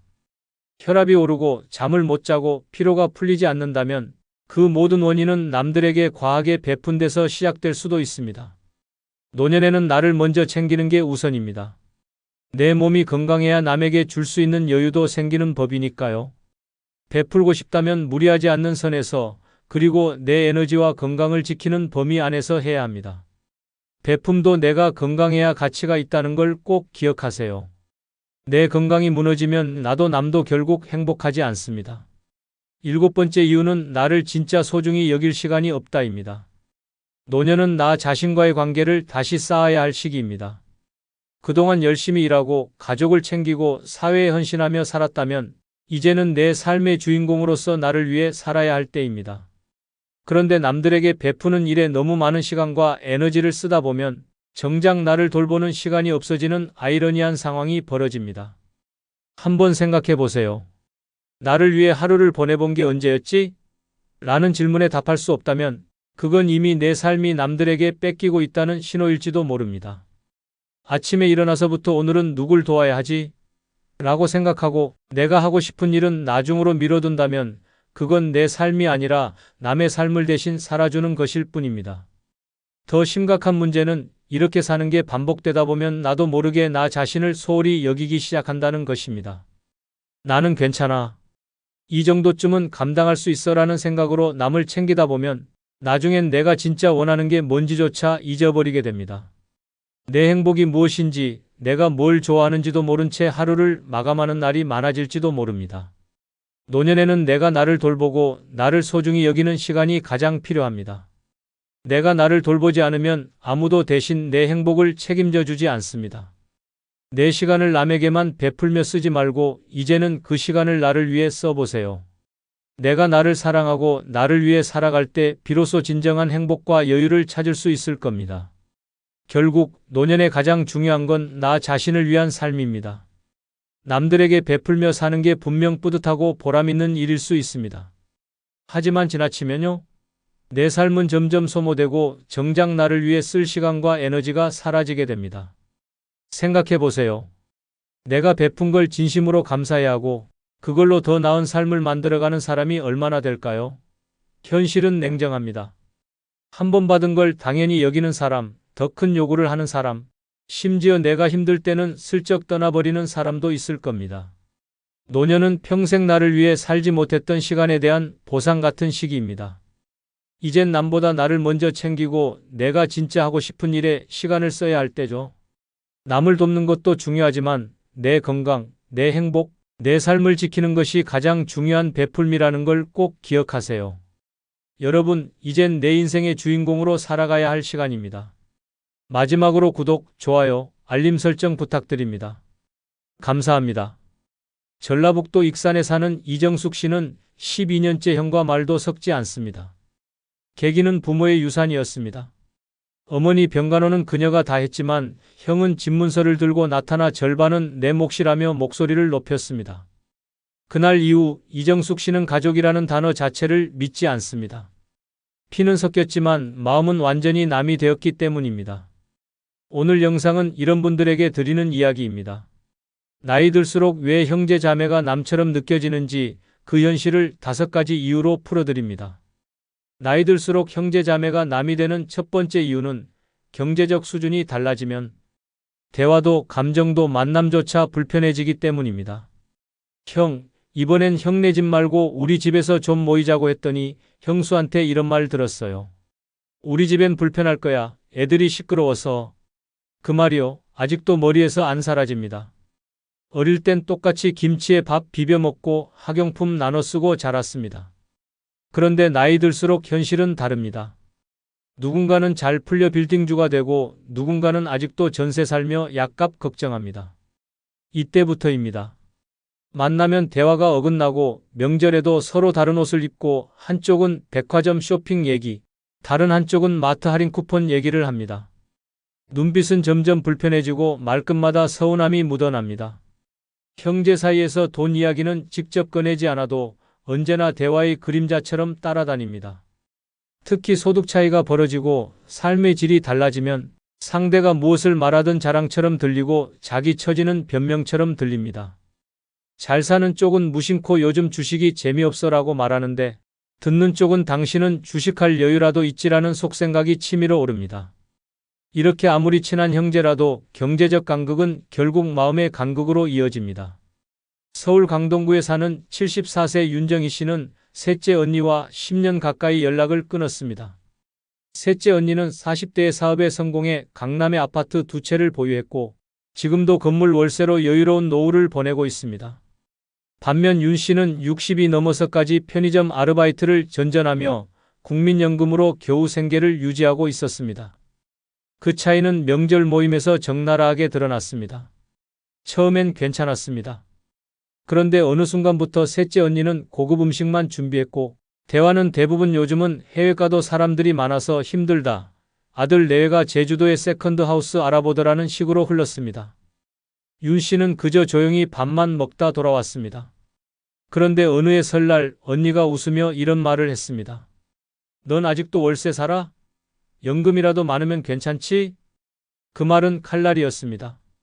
그날 이후 윤 씨는 모든 가족 모임을 거절했고 언니의 전화도 받지 않았습니다. 형제라도 저렇게 무심하게 우월감을 내비치면 더는 가족이 아니에요. 윤 씨는 지금까지도 나보다 돈 많은 사람은 있어도 나를 낮춰보는 가족은 없길 바랐는데라며 그 말을 잊지 못합니다. 이처럼 경제적 차이는 말투에, 눈빛에, 행동 하나하나에 스며듭니다. 아무리 숨기려 해도 사는 곳, 입는 옷, 자식 얘기에서 다 드러납니다. 그리고 그런 차이를 자꾸 마주하다 보면 자연스럽게 만남 자체를 피하게 됩니다. 굳이 나를 불편하게 만드는 자리에 왜 가야 하나? 언제까지 초라한 내 형편을 감춰야 하나라는 생각이 들고 그렇게 형제는 연락하지 않게 됩니다. 더 무서운 건 이 차이가 감정의 위계를 만든다는 점입니다. 돈이 많은 쪽은 은근히 판단자의 태도를 갖게 되고 없는 쪽은 자존심을 잃지 않으려 애씁니다. 조언도 충고도 아닌데 말이 상처가 됩니다. 넌 좀 더 일찍 준비했어야지. 그땐 땅이라도 하나 샀어야 했잖아라는 말이 불쑥 나오면 듣는 쪽은 모욕감과 좌절을 느낍니다. 형제는 같은 시대를 살아왔어도 전혀 다른 삶을 살 수 있습니다. 그 다름을 받아들이지 못하고 돈을 기준으로 관계의 높낮이를 정하는 순간 그건 더 이상 가족이 아닙니다. 피를 나눈 사이라도 돈 앞에서는 냉정해지고 마음은 차가워집니다. 나이 들수록 그 간극은 줄어들지 않고 오히려 더 벌어지기 쉽습니다. 그래서 결국 형제는 경제적 이유로 멀어집니다. 대화가 불편해지고 시선이 아프고 침묵이 익숙해지면 그건 이미 남입니다.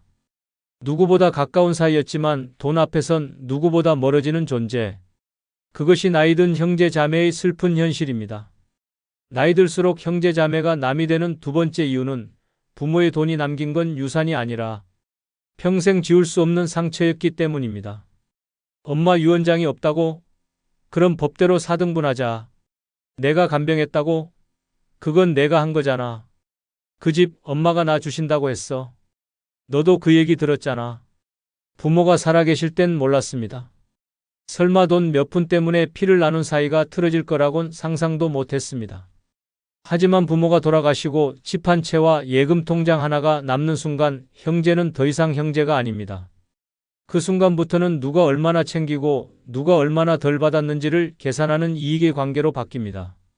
형제니까 반씩하자는 말은 의외로 갈등의 시작입니다. 난 희생했는데 왜 똑같이 나눠? 라는 억울함과 법대로 하는 게 뭐가 문제냐는 뻔뻔함이 정면으로 충돌합니다. 특히 부모를 마지막까지 돌본 사람은 배신감이 더 큽니다. 평생 간병하고 병원 오가며 희생한 시간과 돈을 다른 형제는 단 한 번의 위로 없이 당연하게 무시합니다. 그건 내가 좋아서 한 거지 누가 시킨 것도 아니고라는 말은 날카로운 칼날이 되어 가슴을 찌릅니다. 정작 병원비 한 푼 보탠 적도 없는 사람이 상속 이야기엔 제일 먼저 나서며 목소리를 높입니다. 결국 한 사람은 울고 한 사람은 법을 들이밀며 등을 돌립니다. 이런 일은 남 얘기가 아닙니다. 전라도 광주에 사는 76세 박선자 씨도 그런 경험을 했습니다. 막내딸로서 아버지가 뇌졸중으로 쓰러지신 후 무려 9년간을 병간호했습니다. 형제 셋 중 유일하게 아버지 곁을 지키며 대소변을 받아냈고 요양보호사 급여와 병원비 대부분을 혼자 부담했습니다. 간병하며 본인 일도 포기했고 남편과의 갈등까지 겪으며 모든 걸 감내했습니다. 하지만 아버지가 세상을 떠나고 남은 건 서울 외곽의 27평짜리 아파트 한 채와 약간의 예금. 그제야 연락 없던 두 오빠가 나타났습니다. 장례식장에서는 위로의 말보다 집은 어떻게 나누자는 이야기가 먼저 나왔고 박 씨는 참다 못해 터뜨렸습니다. 당신들이 어디 있었는지 기억은 하냐고. 하지만 돌아온 건 그러니까 아버지가 유언장 남겼어야지라는 비정한 대답이었습니다. 이후 두 오빠는 변호사를 대동해 상속 절차를 요구했고 박 씨는 결국 집을 법대로 3등분한 후 연락을 끊었습니다. 그 일 이후 박 씨는 말합니다. 아버지 돌아가신 날보다 오빠들 말 한마디가 더 아팠어요. 돈이 무서운 게 아니라 피를 나눈 사람의 변한 얼굴이 더 무서웠어요. 명절도 생일도 제사도 없습니다. 카카오톡 친구 목록에서 오빠들 이름은 삭제됐고 가족이라는 단어는 더 이상 쓰지 않습니다. 이처럼 부모의 유산은 자식에게 축복이 아니라 전쟁의 씨앗이 되곤 합니다. 살아계실 땐 모릅니다. 그러나 막상 재산을 정리하려는 순간 그동안 감춰진 형제의 속마음이 드러납니다. 평소에 엄마가 나를 더 아꼈다. 그 돈은 원래 내가 받을 몫이었다는 주장들이 난무하며 감정은 회복 불가능한 지경에 이릅니다. 결국 남는 건 돈도 아니고 관계도 아닙니다. 오직 상처만이 평생 남습니다. 형제끼리 돈 문제로 싸우지 말자고 말은 하지만 현실은 정반대입니다. 사람은 가장 가까운 사이에서 가장 집요하게 따집니다. 멀쩡하던 형제가 돈 앞에서 등을 돌리고 수십 년간의 정은 재산 목록보다도 얕은 것으로 증명됩니다. 그때 그렇게 하지 말았어야 했다는 후회는 관계가 완전히 끊긴 뒤에야 찾아옵니다. 하지만 이미 늦었습니다. 형제 자매가 남이 되는 건 돈이 원인이 아닙니다. 돈 앞에서 드러나는 본심이 그 관계를 끊어버리는 겁니다. 그리고 그 본심을 보고 나면 다시는 예전처럼 돌아갈 수 없습니다. 피보다 무서운 건 이익을 따지는 눈빛입니다. 그 눈빛을 한번 보고 나면 아무리 가까웠던 사이도 결국 남이 될 수밖에 없습니다. 그러니 기억하십시오. 부모의 마지막이 당신 형제의 마지막이 될 수 있다는 것을. 나이 들수록 형제 자매가 남이 되는 세 번째 이유는 같은 부모 밑에서 자랐어도 결국은 전혀 다른 세상을 살아왔기 때문입니다. 어릴 땐 그렇게 잘 맞았는데 왜 대화가 이렇게 불편하지? 같은 말을 해도 저 사람은 왜 저렇게 듣지? 더는 형제랑 말 섞고 싶지 않다. 이런 생각 해보신 적 있으신가요? 그렇다면 당신은 이미 느끼셨을 겁니다. 형제 자매라는 관계는 나이가 들수록 편한 가족이 아니라 말이 통하지 않는 타인으로 변해간다는 사실을요. 어릴 땐 같은 방을 쓰고 같은 밥을 먹고 자랐습니다. 그때는 마음만 통하면 세상을 다 가진 듯 했습니다. 하지만 나이가 들고 각자의 삶을 살아가다 보면 생각도 바뀌고 말투도 바뀌고 가치관은 아예 다른 방향으로 흘러갑니다. 결국 그 차이가 대화의 단절로 이어지고 관계의 해체로 이어집니다. 특히 요즘 같은 시대에는 그 간극이 더욱 커집니다.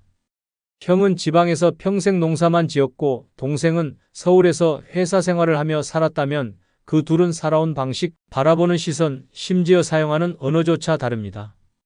요즘은 다 그렇게 살아라는 말을 던진 쪽은 아무 의도 없었지만 듣는 쪽은 나를 무시하나? 라는 감정을 느낍니다. 이런 오해가 쌓이면 명절 밥상에서도 눈치가 오가고 대화는 늘 겉돌며 결국엔 아무 말도 하지 않는 사이가 되어버립니다. 부산 사상구에 사는 73세 박성우 씨는 여동생과의 관계가 소원해진 지 8년째입니다. 과거에는 일주일에 한 번은 전화하며 서로의 안부를 챙겼고 딸아이 결혼식에도 함께 손을 맞잡고 입장했습니다. 그런데 어느 날 박 씨가 자식 문제로 힘들어하고 있다는 소식을 들은 여동생이 지나가는 말로 이런 얘기를 했습니다. 오빠가 너무 부드럽게 키워서 그래. 내 아들은 군대 다녀오고 정신이 달라졌거든. 말은 짧았지만 마음은 무너졌습니다. 박 씨는 딸의 우울증과 취업 실패로 밤마다 눈물로 베개를 적시고 있었습니다. 그런 상황을 알고 있으면서도 자식 키운 방식까지 비교하며 던진 그 말이 가시처럼 가슴에 박혔습니다. 이후 전화는 끊겼고 카카오톡은 일시불로만 이어졌습니다. 결국 박 씨는 여동생에게 이젠 우리 그냥 거리 좀 두고 살자라는 문자를 보냈고 그 말 이후로 두 사람은 서로의 삶에서 완전히 사라졌습니다. 박 씨는 이렇게 말합니다. 가족은 그래서 더 조심해야 하는 것 같아요. 남보다 더 잘 알고 있다고 생각해서 말을 쉽게 하는데 그 말들이 더 깊이 박혀요. 그리고 다르게 살아온 만큼 같은 말도 다르게 들리는 법이에요.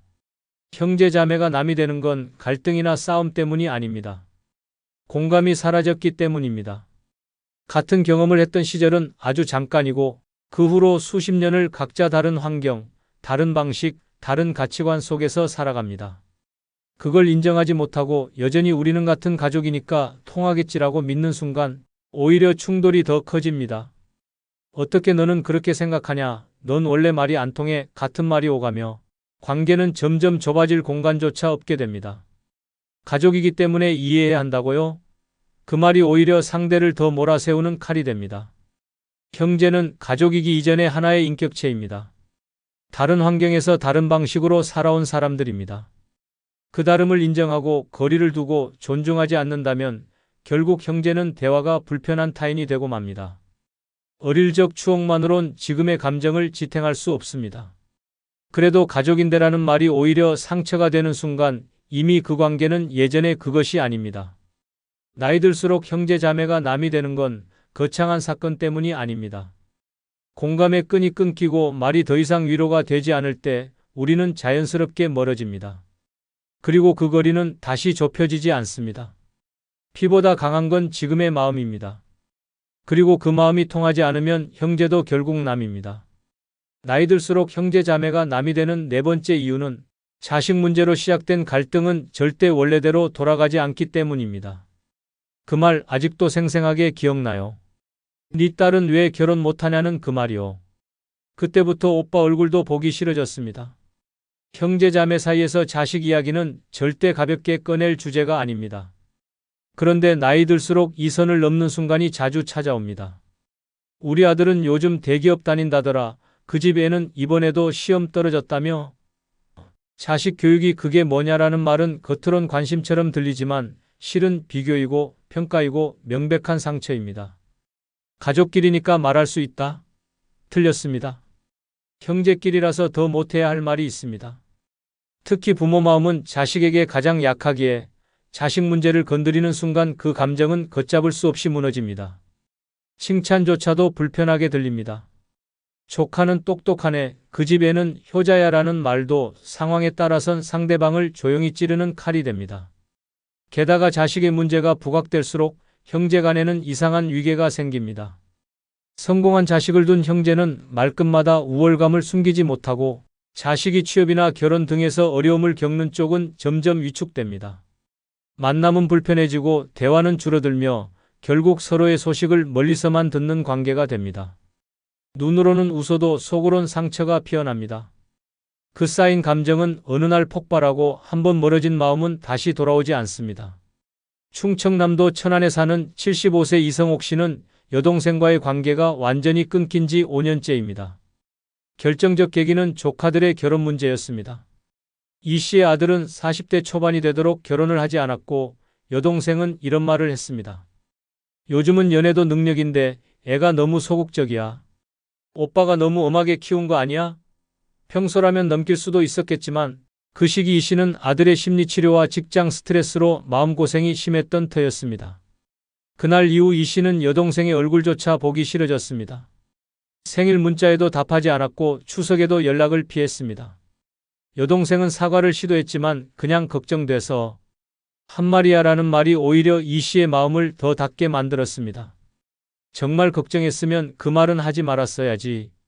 이 씨는 아직도 여동생의 전화번호를 휴대폰에서 지우지 않았습니다. 하지만 다시 통화할 일은 없을 거라고 말합니다. 자식 이야기로 갈라선 사이는 다시 붙지 않습니다.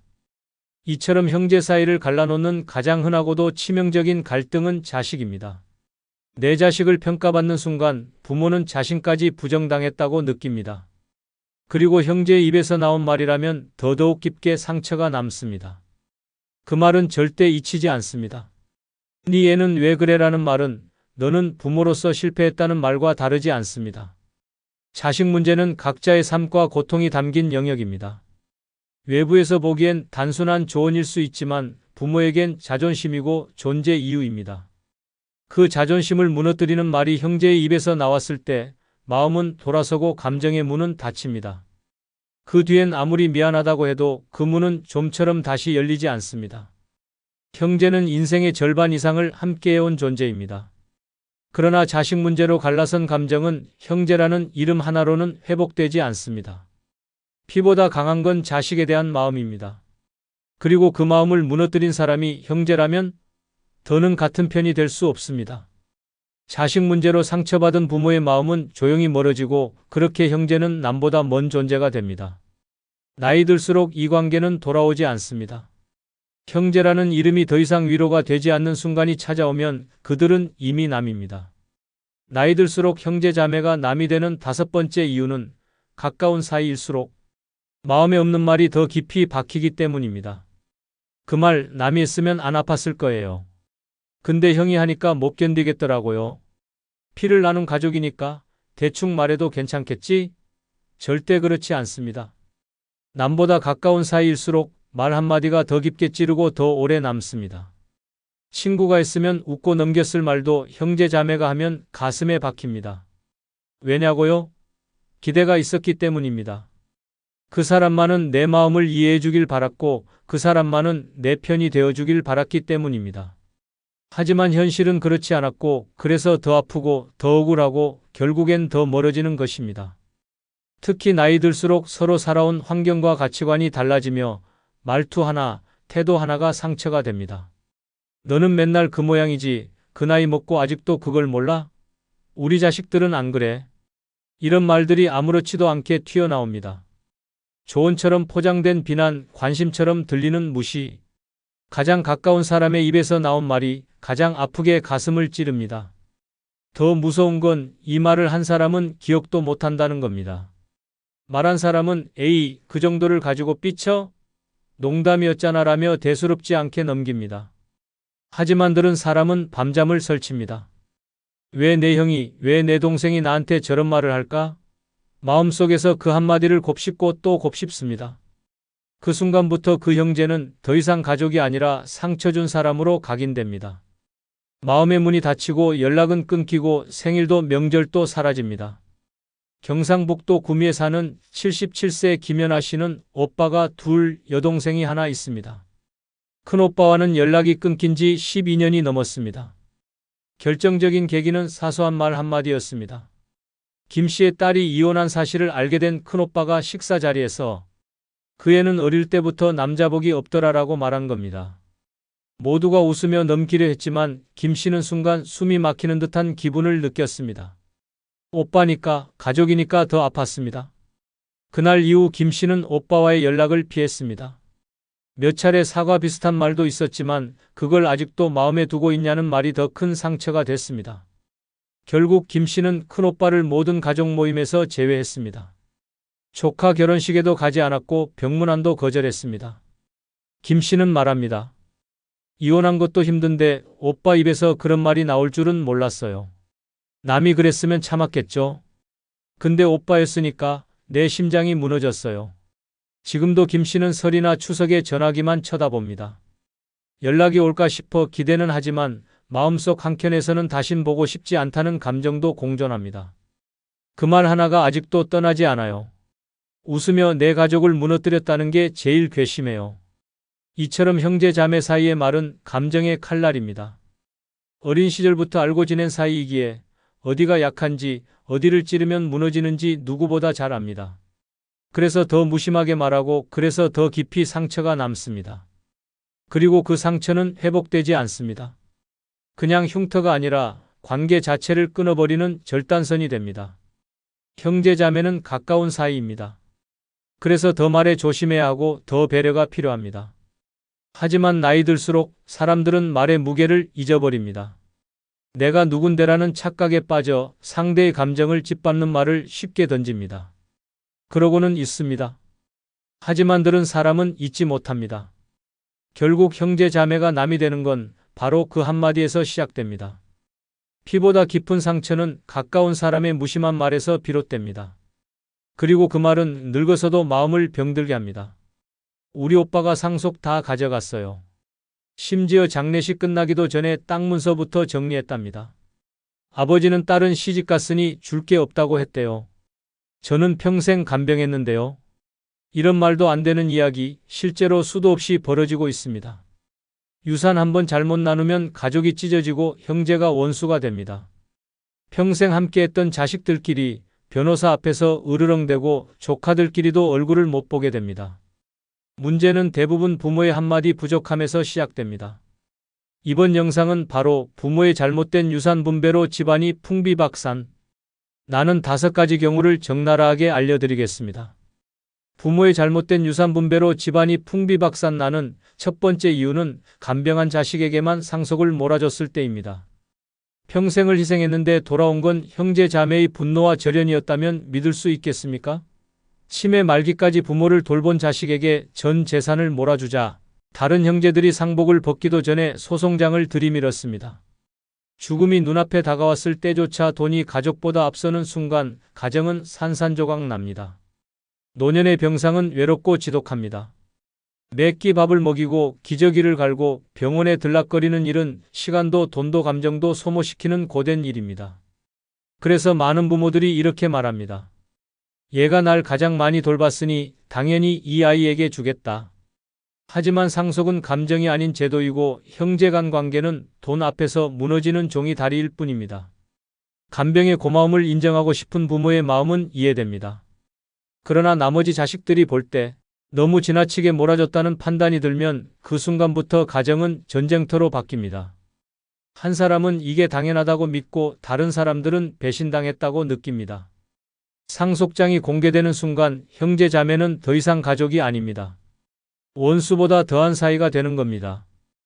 실제로 이런 일이 있었습니다. 전라남도 광양에 사는 김현숙 씨는 어머니가 치매 판정을 받고 8년 동안 홀로 간병을 해왔습니다. 큰오빠는 해외에, 둘째 오빠는 서울에서 가정을 꾸리고 살았기에 모든 간병은 김 씨 몫이었습니다. 요양보호사 자격증까지 따서 어머니 곁을 지켰고 생계를 위해 작은 반찬 가게를 운영하며 병원비와 생활비를 감당했습니다. 어머니는 평생 모은 전 재산인 시골 땅과 주택을 김 씨에게 유언으로 남겼습니다. 공증까지 마친 뒤였습니다. 그런데 장례식이 끝난 다음 날 두 오빠가 찾아와 이렇게 말했습니다. 우리한테 한 푼도 없다니 그게 말이 되냐? 내가 어머니를 돌봤다고 해도 이건 도리가 아니지 않냐? 김 씨는 어머니가 남긴 유언장을 보여주며 말했습니다. 어머니 뜻이었다. 간병한 내가 가져가는 게 당연하지 않냐. 그러자 큰오빠는 무표정하게 말했습니다. 그럼 법대로 하자. 그날 이후 김 씨는 가족과 연락을 끊었습니다. 서울에서 소송장이 날아왔고 유류분 청구가 시작됐습니다. 형제의 카카오톡 단체방은 해체됐고 조카 결혼식에도 부르지 않았습니다. 김 씨는 말합니다. 그렇게까지 욕심을 부릴 줄은 몰랐다. 나는 가족을 지켰다고 생각했는데 그들은 돈을 지키려고 했던 것 같다. 이 사례에서 드러나듯 상속은 누가 얼마나 돌봤는가 보다 누가 배제됐는가에 초점이 맞춰집니다. 돌봄의 정당함이 아무리 커도 나머지 자식들의 박탈감을 무시하면 그건 새로운 분노를 심는 일이 됩니다. 자식을 차별해서 키우면 원망이 생기듯 유산을 한쪽에만 몰아주면 불화가 생깁니다. 부모의 뜻이었든 자식의 희생 때문이든 남은 자식이 억울함을 느끼는 순간 가족은 끝입니다. 그때부터 그들은 서로를 형제가 아닌 상대로 보기 시작합니다. 소송이 시작되고 악감정은 대를 이어갑니다. 손주들끼리까지 원수처럼 지내게 되는 겁니다. 상속은 공평하게 하되 돌봄에 대한 보상은 생전에 따로 주는 방식이 가장 현명합니다. 예를 들어 간병을 해준 자식에게는 매달 용돈이나 명예 이전으로 실질적인 도움을 주되 유산 자체는 객관적인 기준으로 나누는 겁니다. 그렇게 해야 억울함이 사라지고 가족 간의 신뢰도 유지됩니다. 가정을 지키려 했던 부모의 선택이 오히려 가정을 박살내는 도화선이 되는 경우가 적지 않습니다. 돌봄에 대한 보상은 살아있을 때 하십시오. 죽은 뒤에 몰아주는 상속은 선물이 아니라 폭탄입니다. 부모의 잘못된 유산 분배로 집안이 풍비박산. 나는 두 번째 이유는 가족회의 한 번 없이 혼자 일방적으로 유언장을 작성했을 때입니다. 자식들 몰래 유언장을 쓴 부모, 남긴 건 평생 쌓아온 재산이 아니라 형제의 분열과 분노였습니다. 아무 말 없이 혼자 판단하고 혼자 정리하고 혼자 남긴 결정. 그 종이 한 장이 가정을 산산조각 냈습니다. 무언의 침묵으로 남긴 그 한마디, 나는 이 아이에게만 주겠다는 메시지가 가족의 관계를 영원히 끊어놓았습니다. 자식들은 부모의 선택을 존중하고 싶어 합니다. 하지만 동시에 알고 싶어도 합니다. 무엇을 어떻게, 왜 그렇게 정했는지를 말 한마디라도 들었더라면 억울함이 그리 크지는 않았을 것입니다. 그러나 가족 간의 대화 없이 일방적으로 내려진 결정은 상처로 남습니다. 유산보다 더 깊은 감정의 상처, 그것이 진짜 문제입니다. 죽기 전 단 한 번의 회의만 있었더라면 상속을 두고 싸우지 않았을 겁니다. 부모가 한자리에 앉혀놓고 이런 생각으로 이렇게 정했다고 말해줬다면 모두가 이해하진 않아도 납득은 했을 겁니다. 하지만 아무런 말 없이 변호사와 둘이 앉아 유언장을 작성하고 자식들은 장례식 후에야 알게 된다면 그 순간부터는 슬픔이 분노로 바뀝니다. 눈물 뒤엔 소송이 기다립니다. 서울 강동구에 사는 정은영 씨 가족이 그랬습니다. 어머니는 3남 2녀를 둔 평범한 가정의 가장이었습니다. 아버지가 일찍 돌아가시고 5남매는 뿔뿔이 흩어져 살았지만 명절엔 늘 한자리에 모였고 서로 왕래도 있었습니다. 어머니는 말년까지 건강했고 시골에 있는 전답과 서울 아파트 한 채를 소유하고 있었습니다. 어머니가 갑작스레 뇌출혈로 입원한 뒤 3주 만에 세상을 떠났고 그 후 변호사로부터 유언장이 전달됐습니다. 그 유언장엔 이렇게 적혀 있었습니다. 나는 큰아들에게 서울 아파트 전부를 남긴다. 나머지 자식들은 이미 충분히 자립했기에 더 이상의 상속은 필요 없다. 충격은 예상보다 컸습니다. 특히 둘째와 셋째 아들은 말도 없이 진행된 유언장에 분노했습니다. 유산을 어떻게 나누느냐보다 그 과정을 왜 숨겼는가에 더 큰 배신감을 느낀 것입니다. 넷째 딸은 울면서 말했습니다. 엄마는 평생 형제끼리 사이좋게 지내라고 하셨는데 결국 마지막 선택이 우리를 갈라놨어요. 결국 유언무효 소송이 시작됐고 가족들 간 연락은 끊어졌습니다. 조카들끼리도 더 이상 명절에 얼굴을 보지 않게 되었고 심지어 손자 결혼식에 초청하지 않는 사태까지 벌어졌습니다. 정은영 씨는 이렇게 회상합니다. 어머니는 분명히 좋은 뜻이었을 겁니다. 큰오빠가 부모님 모셨으니 그에 대한 보상이라고 생각하셨겠죠. 하지만 그 뜻을 미리 한마디만 했더라면 이렇게까지 되진 않았을 겁니다. 사람은 재산 때문에 분노하는 게 아닙니다. 소외됐다는 느낌 때문에 상처받습니다. 마치 나는 중요하지 않은 자식이었다는, 부모가 나를 끝내 믿지 않았다는 그 감정이 무너지는 겁니다. 상속금이 1억이든 10억이든 정당한 설명과 공감이 없다면 상속은 감사가 아닌 원망으로 남습니다. 가족회의는 단지 의견을 묻는 자리가 아닙니다. 부모의 뜻을 설명하고 자식들의 감정을 보듬으며 미래의 갈등을 막는 최소한의 예방주사입니다. 누군가 상처받지 않게, 누군가 억울해하지 않게 마지막까지도 부모로서의 책임을 다하는 자리입니다. 말을 아끼는 게 지혜일 수도 있지만 유산 앞에서의 침묵은 비수가 됩니다. 한 번의 대화로, 한 통의 편지로, 단 한 줄의 설명으로도 형제는 끊어지지 않을 수 있습니다. 유언장은 문서지만 가족에게 남긴 마지막 말이기도 합니다. 그 말이 이해와 위로로 다가올지 상처와 분노로 남을지는 부모의 선택에 달려 있습니다. 남긴 건 재산이지만 무너진 건 가족이었습니다.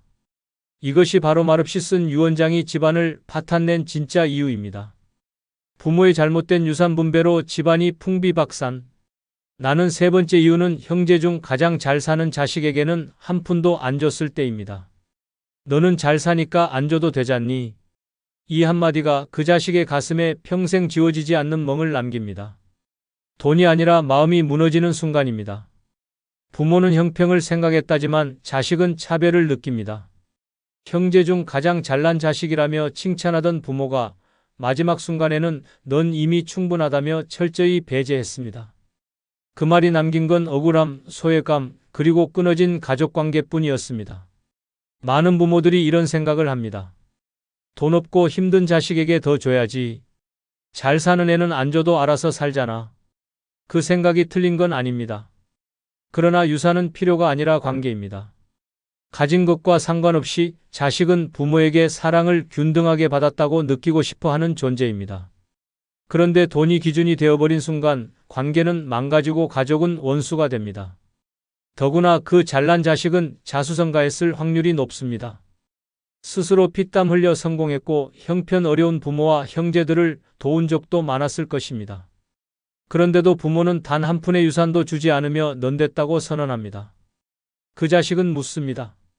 그럼 나는 부모에게 필요 없는 자식이었습니까? 경기도 구리시에 사는 박영진 씨는 셋째 아들입니다. 그는 대학을 자비로 다녔고 스스로 사업을 일궜습니다. 부모에게 매달 용돈을 드렸고 명절마다 형제 자매에게 선물까지 챙겼습니다. 반면 첫째는 수차례 사업 실패로 채무에 시달렸고 둘째는 장기 실직 상태였습니다. 박 씨는 말없이 도왔습니다. 가족이니까요. 그런데 어머니가 돌아가시고 상속 문제가 불거지자 뜻밖의 일이 벌어졌습니다. 어머니의 유언장에 박 씨의 이름은 없었습니다. 시골 땅은 첫째에게, 주택은 둘째에게. 박 씨는 처음엔 믿지 못했습니다. 형제들이 말했습니다. 엄마가 그랬어. 넌 잘 사니까 굳이 줄 필요 없다고. 그 순간 박 씨는 웃으며 말했습니다. 그래. 나는 필요 없는 자식이었구나. 형제들은 그래도 내가 낫지 않냐며 오히려 위로하려 했지만 박 씨는 조용히 손절을 선언했습니다. 이후 명절에도 얼굴을 보이지 않았고 부모 제사도 따로 지냈습니다. 형제들은 뒤늦게 연락을 시도했지만 돌아온 건 차가운 문자 한 통이었습니다. 더 이상 가족이라 생각하지 마십시오. 이 사건 이후 형제는 서로 연락을 끊었습니다. 조카 결혼식에도 부모 제사에도 박 씨는 나타나지 않았습니다. 수십 년을 함께한 가족이 단 하나의 유산 분배로 산산조각이 난 것입니다. 박 씨는 이렇게 말합니다. 돈이 문제가 아니었습니다. 왜 나만 아들 취급을 못 받았는지가 그게 더 괴로웠습니다. 가장 잘 나간다는 이유로 배제당한 자식은 사랑이 아니라 계산의 대상이 되었다고 느낍니다. 넌 알아서 살아라는 말은 칭찬이 아니라 소외입니다. 유산은 금액이 아니라 감정입니다. 아무리 작은 액수라도 너도 내 자식이라는 상징이 담겨야 합니다. 그것이 없으면 상처로 남습니다. 유산을 형편 따라 나누고 싶다면 반드시 당사자와의 합의가 있어야 합니다. 내가 이해해주면 좋겠다는 설명이 있어야 합니다. 그렇지 않으면 부모는 형편을 고려한 선택을 했다고 믿지만 자식은 평생의 배제를 기억하게 됩니다. 돈이 많은 자식에게 한 푼도 주지 않았다고 해서 그 자식이 망하지는 않습니다. 하지만 그 마음을 지키지 못하면 그 자식은 영영 가족에서 떠납니다. 남긴 건 땅과 집이었지만 잃은 건 자식 한 명이었습니다. 부모의 그 선택 하나가 가정을 무너뜨린 진짜 이유입니다. 부모의 잘못된 유산 분배로 집안이 풍비박산. 나는 네 번째 이유는 딸은 시집갔으니 안 줘도 된다고 했을 때입니다. 너는 시집갔잖니? 남의 집 식구한테 뭘 또 줘? 이 말을 남긴 순간 부모는 딸의 마음에서 부모 자격을 잃습니다. 딸은 자신을 한 집안의 자식이 아닌 그저 시집 보낸 짐 취급받았다고 느낍니다. 상속을 배제당한 딸은 외칩니다. 시집은 갔지만 엄마 아빠 딸 아닌가요? 그러나 그 외침은 아무도 듣지 못한 채 유산 분배라는 이름의 장부 속에서 지워집니다. 그렇게 시작된 분노는 가족을 갈라놓습니다. 멀쩡하던 형제 자매가 서로 소송하고 명절에도 얼굴을 못 보는 사이가 됩니다. 부모는 그저 관습대로 딸은 출가 외인이라는 말을 믿고 판단했을 뿐일지 모릅니다. 하지만 시대가 변했습니다. 딸도 부모를 돌봤고 가족을 위해 헌신했고 무엇보다 같은 핏줄입니다. 그런데도 넌 시집갔으니 끝이라는 한마디는 부모에게 받은 마지막 말로 남습니다. 그 말은 딸의 자존심을 짓밟고 평생 품고 살았던 가족에 대한 믿음을 깨버립니다. 인천 서구에 사는 윤지연 씨는 3남매 중 막내입니다. 형 2명은 각각 결혼 후 타지에서 살고 있었고 지연 씨는 결혼 후에도 친정 근처에서 살며 부모님을 돌봤습니다. 병원 진료, 생일 상차림, 명절 음식까지 대부분 지연 씨가 챙겼고 아버지가 쓰러졌을 때도 곁을 지킨 건 그녀였습니다. 하지만 아버지가 돌아가신 뒤 어머니가 남긴 유언장에 충격적인 내용이 있었습니다. 윤지연에게는 별도 상속하지 않는다. 이미 시집을 가서 충분히 도리를 다했다. 오빠들은 아무렇지 않게 말했습니다. 엄마 말이 맞잖아. 너도 이해하겠지? 지연 씨는 말이 나오지 않았습니다. 평생 가족을 위해 산 게 허무했습니다. 자신이 남의 집 딸이 아닌 바로 이 집의 자식이었다는 사실이 부정당한 듯한 기분이었습니다. 그날 이후 지연 씨는 가족들과 연락을 끊었습니다. 장례식장에서도 짐을 싸들고 조용히 떠났고 명절 인사도 없었습니다. 시간이 지나 큰오빠가 연락을 시도했지만 돌아온 건 차가운 한 문장이었습니다. 그날 이후 저에게는 더 이상 가족이 없습니다. 지연 씨는 이렇게 회상합니다. 딸이라는 이유로, 시집갔다는 이유로 내 몫을 지운 게 아니라 존재 자체를 지운 겁니다. 난 가족에게 필요 없는 존재였다는 걸 유언장으로 확인받은 거죠. 돈보다 더 큰 건 감정입니다. 딸도 자식입니다. 시집을 갔든 성을 바꿨든 부모의 사랑은 절반이어선 안 됩니다. 상속에서 배제된 건 단순한 유산이 아니라 가족으로서의 권리와 정체성입니다. 과거엔 딸은 출가 외인이라 했지만 지금은 누구나 법적 상속권이 있습니다. 그러나 법보다 더 무서운 건 소외입니다. 설명도 없이 배려도 없이 단지 시집갔다는 이유로 상속에서 지웠다면 그 딸은 평생 마음속에 버림받은 자식으로 살아가게 됩니다. 유산은 돈이 아닙니다. 부모가 남긴 마지막 말이며 마지막 온기입니다. 그 안에 딸의 이름이 없다면 그 딸은 그 순간부터 마음의 고아가 됩니다. 남긴 건 아파트 한 채였지만 잃은 건 딸 하나였습니다. 그 대가는 너무도 큽니다. 이것이 바로 시집갔다는 이유로 딸을 배제한 유산 분배가 가정을 무너뜨리는 진짜 이유입니다. 부모의 잘못된 유산 분배로 집안이 풍비박산. 나는 5번째 이유는 큰아들이 알아서 나눌 거라 믿고 아무 말 없이 떠났을 때입니다. 우리 큰아들은 절대 안 그래. 다 알아서 잘 나눌 거야. 그 믿음이 결국 자식들 사이를 칼로 베듯 가르며 가정을 무너뜨렸습니다. 부모는 마지막까지 말을 아꼈고 유언도 없이 세상을 떠났습니다. 그러자 남은 건 믿음이 아니라 의심이었고 형제애가 아니라 소송이었습니다. 가장 오래된 아들이니 집안일을 도맡아 해왔으니 그가 공정하게 처리할 거라 생각했던 부모의 믿음은 오히려 모든 비극의 시작이었습니다. 죽음을 앞둔 순간 부모가 남길 수 있는 가장 강력한 유산은 공평한 분배입니다. 하지만 그걸 맏아들의 인성에 맡긴다는 건 위험한 도박입니다. 인간은 돈 앞에서 달라집니다. 아무리 평소 인격이 좋아도 수억 원짜리 유산이 눈앞에 있으면 생각이 바뀝니다. 형제 간 우애보다도 잃어버릴지 모를 기회를 먼저 계산하게 됩니다. 특히 부모가 생전에 유산 이야기를 꺼내지 않고 내가 잘 알아서 해라 한마디만 남겼다면 그건 불씨 하나만 던지고 떠난 것과 같습니다. 나머지 자식들은 생각합니다. 정말 공평하게 나누려는 건가? 의심이 생깁니다. 큰아들은 말합니다. 어머니가 나한테 맡기셨잖아. 나는 어머니 뜻대로 하는 거야. 그 말은 점점 가족의 신뢰를 의심으로 변질시키는 독이 됩니다. 실제로 충청북도 제천에 사는 김성진 씨 가족의 이야기가 그랬습니다. 성진 씨는 사남매 중 장남이었고 부모님이 돌아가시기 전까지 부모님 집에 살며 살림과 병간호를 맡아왔습니다. 다른 형제들은 각자 가정을 꾸리고 도시에서 살았고 명절이나 특별한 날에만 얼굴을 비쳤습니다. 부모는 늘 말했습니다. 이 집은 성진이한테 맡긴다. 성진이가 알아서 하겠지. 그런데 막상 부모가 돌아가시고 나니 유언장은 없었고 부동산과 예금 등 모든 재산이 성진 씨 명의로 변경되어 있었습니다.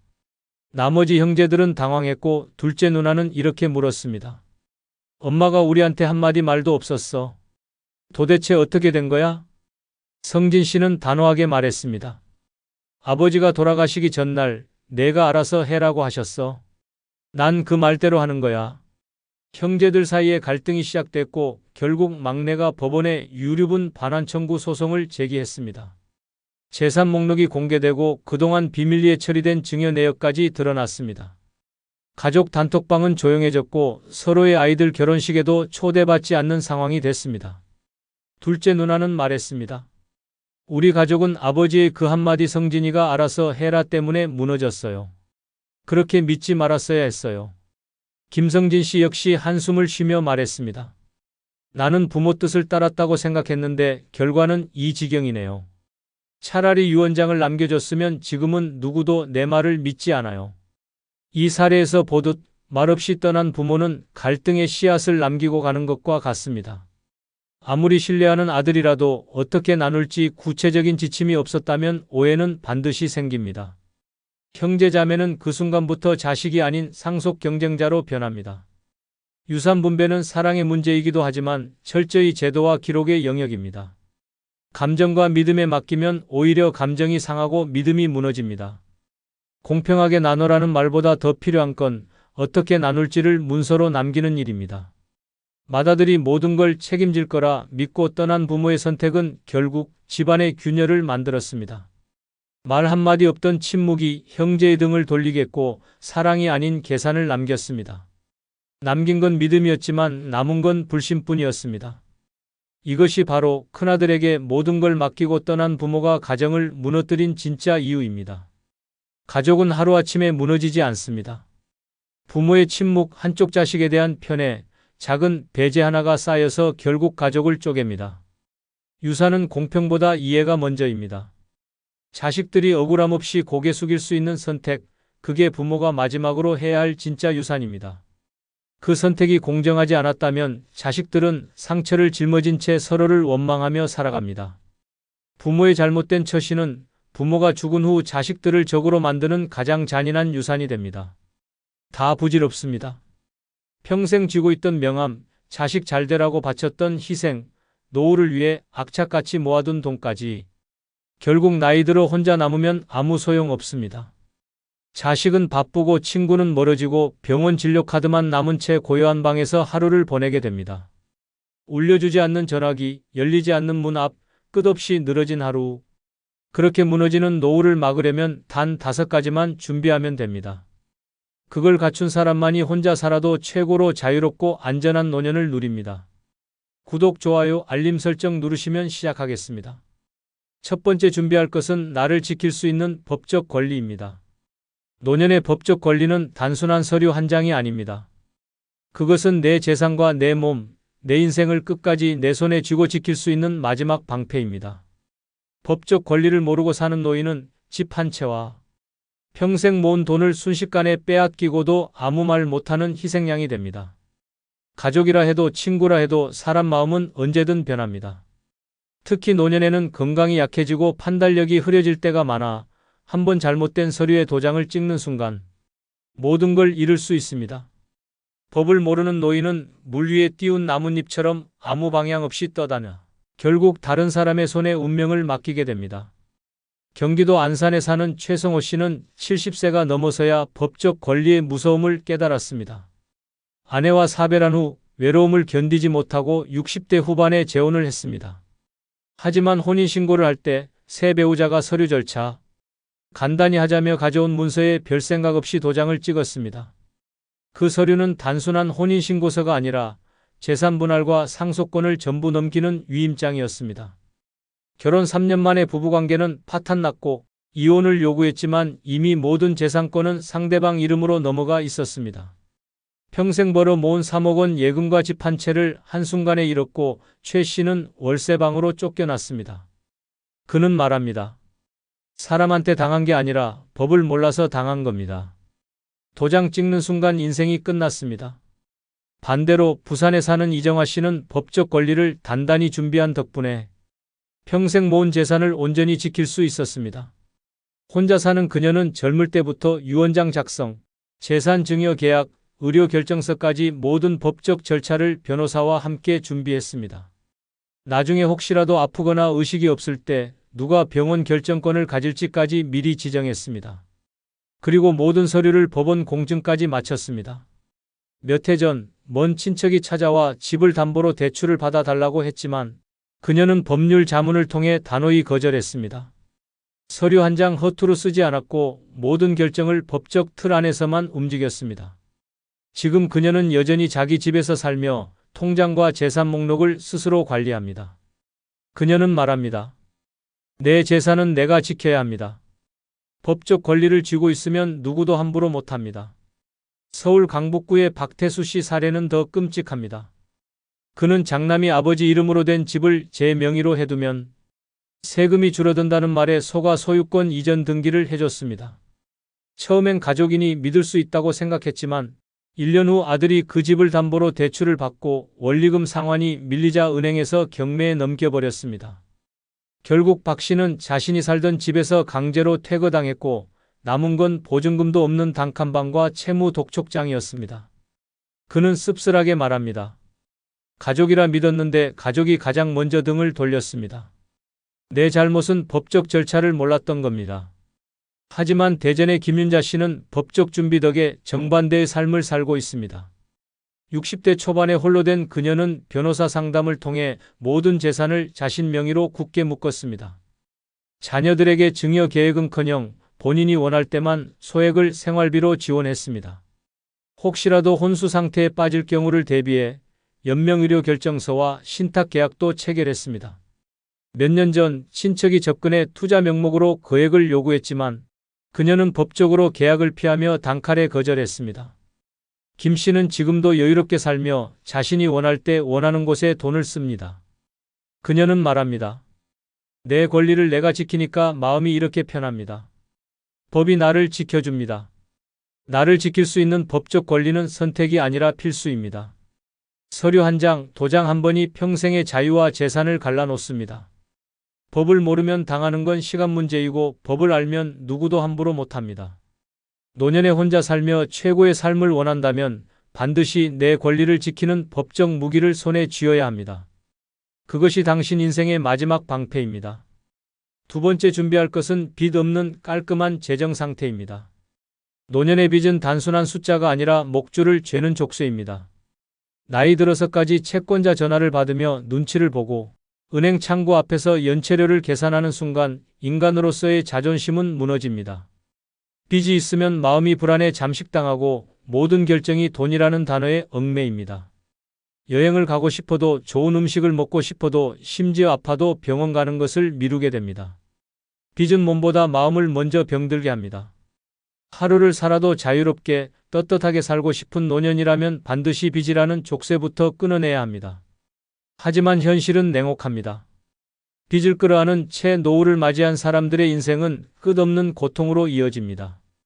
인천에 사는 이광수 씨는 50대 후반에 다니던 직장이 구조조정으로 사라지면서 생활비를 감당하기 위해 신용카드 현금 서비스에 손을 댔습니다. 조금만 버티면 다시 일할 수 있겠지라는 생각이었지만 일자리는 돌아오지 않았습니다. 그렇게 몇 년 만에 빚은 수천만 원으로 불어났고 이자는 그의 노후를 삼켜버렸습니다. 매달 나오는 국민연금 절반 이상이 이자로 빠져나가고 남은 돈으로는 전기가스요금과 최소한의 식비만 충당할 수 있었습니다. 친구들이 여행 가자는 연락을 해도 대꾸조차 못했고 심지어 손주 돌잔치에 가서도 축하금 몇만 원을 봉투에 넣으면서 얼굴이 화끈거렸습니다. 몸은 건강했지만 빚이 그의 발목을 잡아 결국 폐인처럼 집에만 틀어박혀 살게 만들었습니다. 반면 경남 창원에 사는 정혜순 씨는 정반대의 길을 걸었습니다. 젊을 때부터 빚은 독이라고 생각하며 집을 살 때도 대출 대신 작은 전셋집에서 시작했습니다. 남들이 새 차를 뽑고 해외여행을 다녀올 때도 그녀는 중고차를 몰고 근거리 여행만 다녔습니다. 하고 싶은 사업 제안이 들어와도 빚을 져야 한다면 단호히 거절했습니다. 주변에서는 너무 소심하다, 그렇게 살면 평생 가난하다고 손가락질했지만 그녀는 꿋꿋했습니다. 그 결과 60대가 된 지금 그녀는 큰 재산가는 아니지만 마음이 편안합니다. 국민연금과 소규모 상가 임대 수익으로 생활하고 병원비나 예상치 못한 지출이 생겨도 당황하지 않습니다. 손주 생일이면 직접 장난감과 용돈을 챙기고 봄이면 친구와 1박 여행을 다니며 내가 진짜 부자라고 말합니다. 빚이 없으니 돈이 많지 않아도 삶이 자유롭다는 걸 몸소 증명하고 있는 것입니다. 또 다른 사례는 극단적으로 대비됩니다. 서울 동대문구의 박준호 씨는 60세가 되던 해 노후 대비를 위해 부동산 투자에 나섰습니다. 하지만 시장 상황을 잘 알지 못한 채 무리하게 대출을 끌어다 투자했고 몇 년 뒤 부동산 가격이 폭락하자 대출 원리금 상환이 감당할 수 없는 수준이 됐습니다. 그때부터 시작된 건 지옥 같은 나날이었습니다. 매달 이자 갚느라 연금도 모자라서 결국 살던 집을 팔고 반지하 월세로 이사해야 했습니다. 빚 독촉 전화는 하루에도 몇 번씩 울렸고 박 씨는 전화를 받지 않기 위해 휴대폰 전원을 꺼놓고 지냈습니다. 빚 때문에 자식들에게 손 벌리기도 미안해졌고 사람들을 피하다 보니 사회와 완전히 단절됐습니다. 결국 그는 우울증 진단까지 받으며 차라리 죽고 싶다는 말까지 입에 올렸습니다. 반대로 강원도 원주에 사는 김미정 씨는 노후 자금이 넉넉하진 않지만 철저히 빚 없는 인생을 지켰습니다. 젊었을 때부터 소비를 통제하고 모든 지출을 현금으로 처리했습니다. 은퇴 후에도 욕심을 부리지 않고 수입 범위 안에서만 생활했습니다. 그래서인지 그녀는 얼굴에 늘 여유 있는 미소를 띠고 있습니다. 아침마다 동네 카페에서 커피를 마시며 신문을 읽고 가끔은 버스를 타고 시내를 나가 친구와 점심을 먹습니다. 내 통장에 남은 돈은 많지 않지만 갚아야 할 돈이 전혀 없다는 게 이렇게 행복한 줄 몰랐다며 웃는 그녀의 얼굴은 빚 없는 노년의 가치를 그대로 보여줍니다. 빚이 있는 노후와 빚이 없는 노후의 차이는 단순한 금액이 아닙니다. 빚이 있으면 하루하루가 불안과 수치심으로 물들지만 빚이 없으면 하루하루가 내 선택과 여유로 채워집니다. 노년에 혼자 살아도 당당하고 자유롭게 살고 싶다면 그 시작은 반드시 빚 없는 깔끔한 재정 상태에서 출발해야 합니다. 그것이야말로 노년을 지옥으로 만들지 않는 유일한 보험입니다. 세 번째 준비할 것은 적당한 일거리나 봉사활동입니다. 노년에 시간이 넘쳐나는 건 축복이 아니라 때로는 저주가 됩니다. 할 일이 없으면 하루가 길어지고 길어진 하루는 생각을 부풀립니다. 그리고 그 생각은 곧 불안과 우울로 변합니다. 방 안에 앉아 TV만 보며 시간을 죽이는 생활이 반복되면 몸은 굳고 마음은 무너집니다. 젊을 땐 일이 많아 힘들다고 불평했지만 나이 들어 일거리가 전혀 없는 건 더 큰 지옥입니다. 돈을 벌든 봉사활동을 하든 몸과 마음을 쓸 일이 있어야 합니다. 그게 없으면 하루가 아니라 인생 전체가 썩어갑니다. 대구에 사는 김병철 씨는 65세에 조기 퇴직을 하고 이제 여유롭게 살겠다는 생각으로 아무 일도 하지 않았습니다. 처음엔 늦잠 자고 드라마 보고 공원 산책하며 노후를 즐긴다고 여겼지만 1년이 지나자 상황은 달라졌습니다. 사람을 만나는 횟수가 줄고 하루 종일 집 안에서만 생활하면서 체중이 15kg나 늘었습니다. 병원에서는 고혈압과 당뇨 진단을 받았고 밤마다 잠이 오지 않아 술에 의지하게 됐습니다. 가족들도 아버지가 점점 예민해지고 화를 잘 낸다고 말했습니다. 결국 그는 건강뿐 아니라 가족 관계까지 잃었습니다. 가장 큰 원인은 아무것도 안 하는 삶이었습니다. 그는 뒤늦게 일거리를 찾으려 했지만 이미 몸도 마음도 무너져버린 상태였습니다. 반대로 광주에 사는 박정자 씨는 은퇴 후 하루 4시간씩 지역 도서관에서 책 정리 봉사를 하고 있습니다. 처음엔 무료하게 보내던 시간을 채우기 위해 시작했지만 점점 봉사가 인생을 바꾸었습니다. 아이들이 건네는 고맙습니다라는 한마디, 함께 일하는 봉사자들과의 짧은 대화가 하루를 웃게 만들었습니다. 박 씨는 말합니다. 돈은 못 벌어도 이 시간이 제일 값집니다. 내가 누군가에게 필요한 사람이란 게 이렇게 행복한 줄 몰랐어요. 덕분에 그녀는 규칙적인 생활을 유지하며 건강검진에서 오히려 혈압과 혈당이 좋아졌다는 결과를 받았습니다. 봉사활동이 몸과 마음을 동시에 살린 것입니다. 서울 마포구의 이영수 씨는 퇴직 후 5년 동안 아무 일도 하지 않았습니다. 친구들이 놀 때가 제일 좋다고 부추겼지만 시간이 갈수록 그는 사람들을 피하게 됐습니다. 만나면 대화할 주제가 없었기 때문입니다. 뉴스, 날씨, 건강 얘기뿐인 대화가 지루했고 결국 약속도 줄었습니다. 집에서 스마트폰만 보며 하루를 보냈고 점점 외부 활동이 줄자 우울증이 찾아왔습니다. 병원 진료를 받고 항우울제까지 복용했지만 무기력은 쉽게 사라지지 않았습니다. 그는 내가 쓸모없는 존재가 된 것 같았다고 말했습니다. 할 일이 없는 노년은 사람을 서서히 무너뜨렸습니다. 반면 전북 전주에 사는 장미선 씨는 은퇴와 동시에 동네 경로당에서 주 3회 반찬 나눔 봉사를 시작했습니다.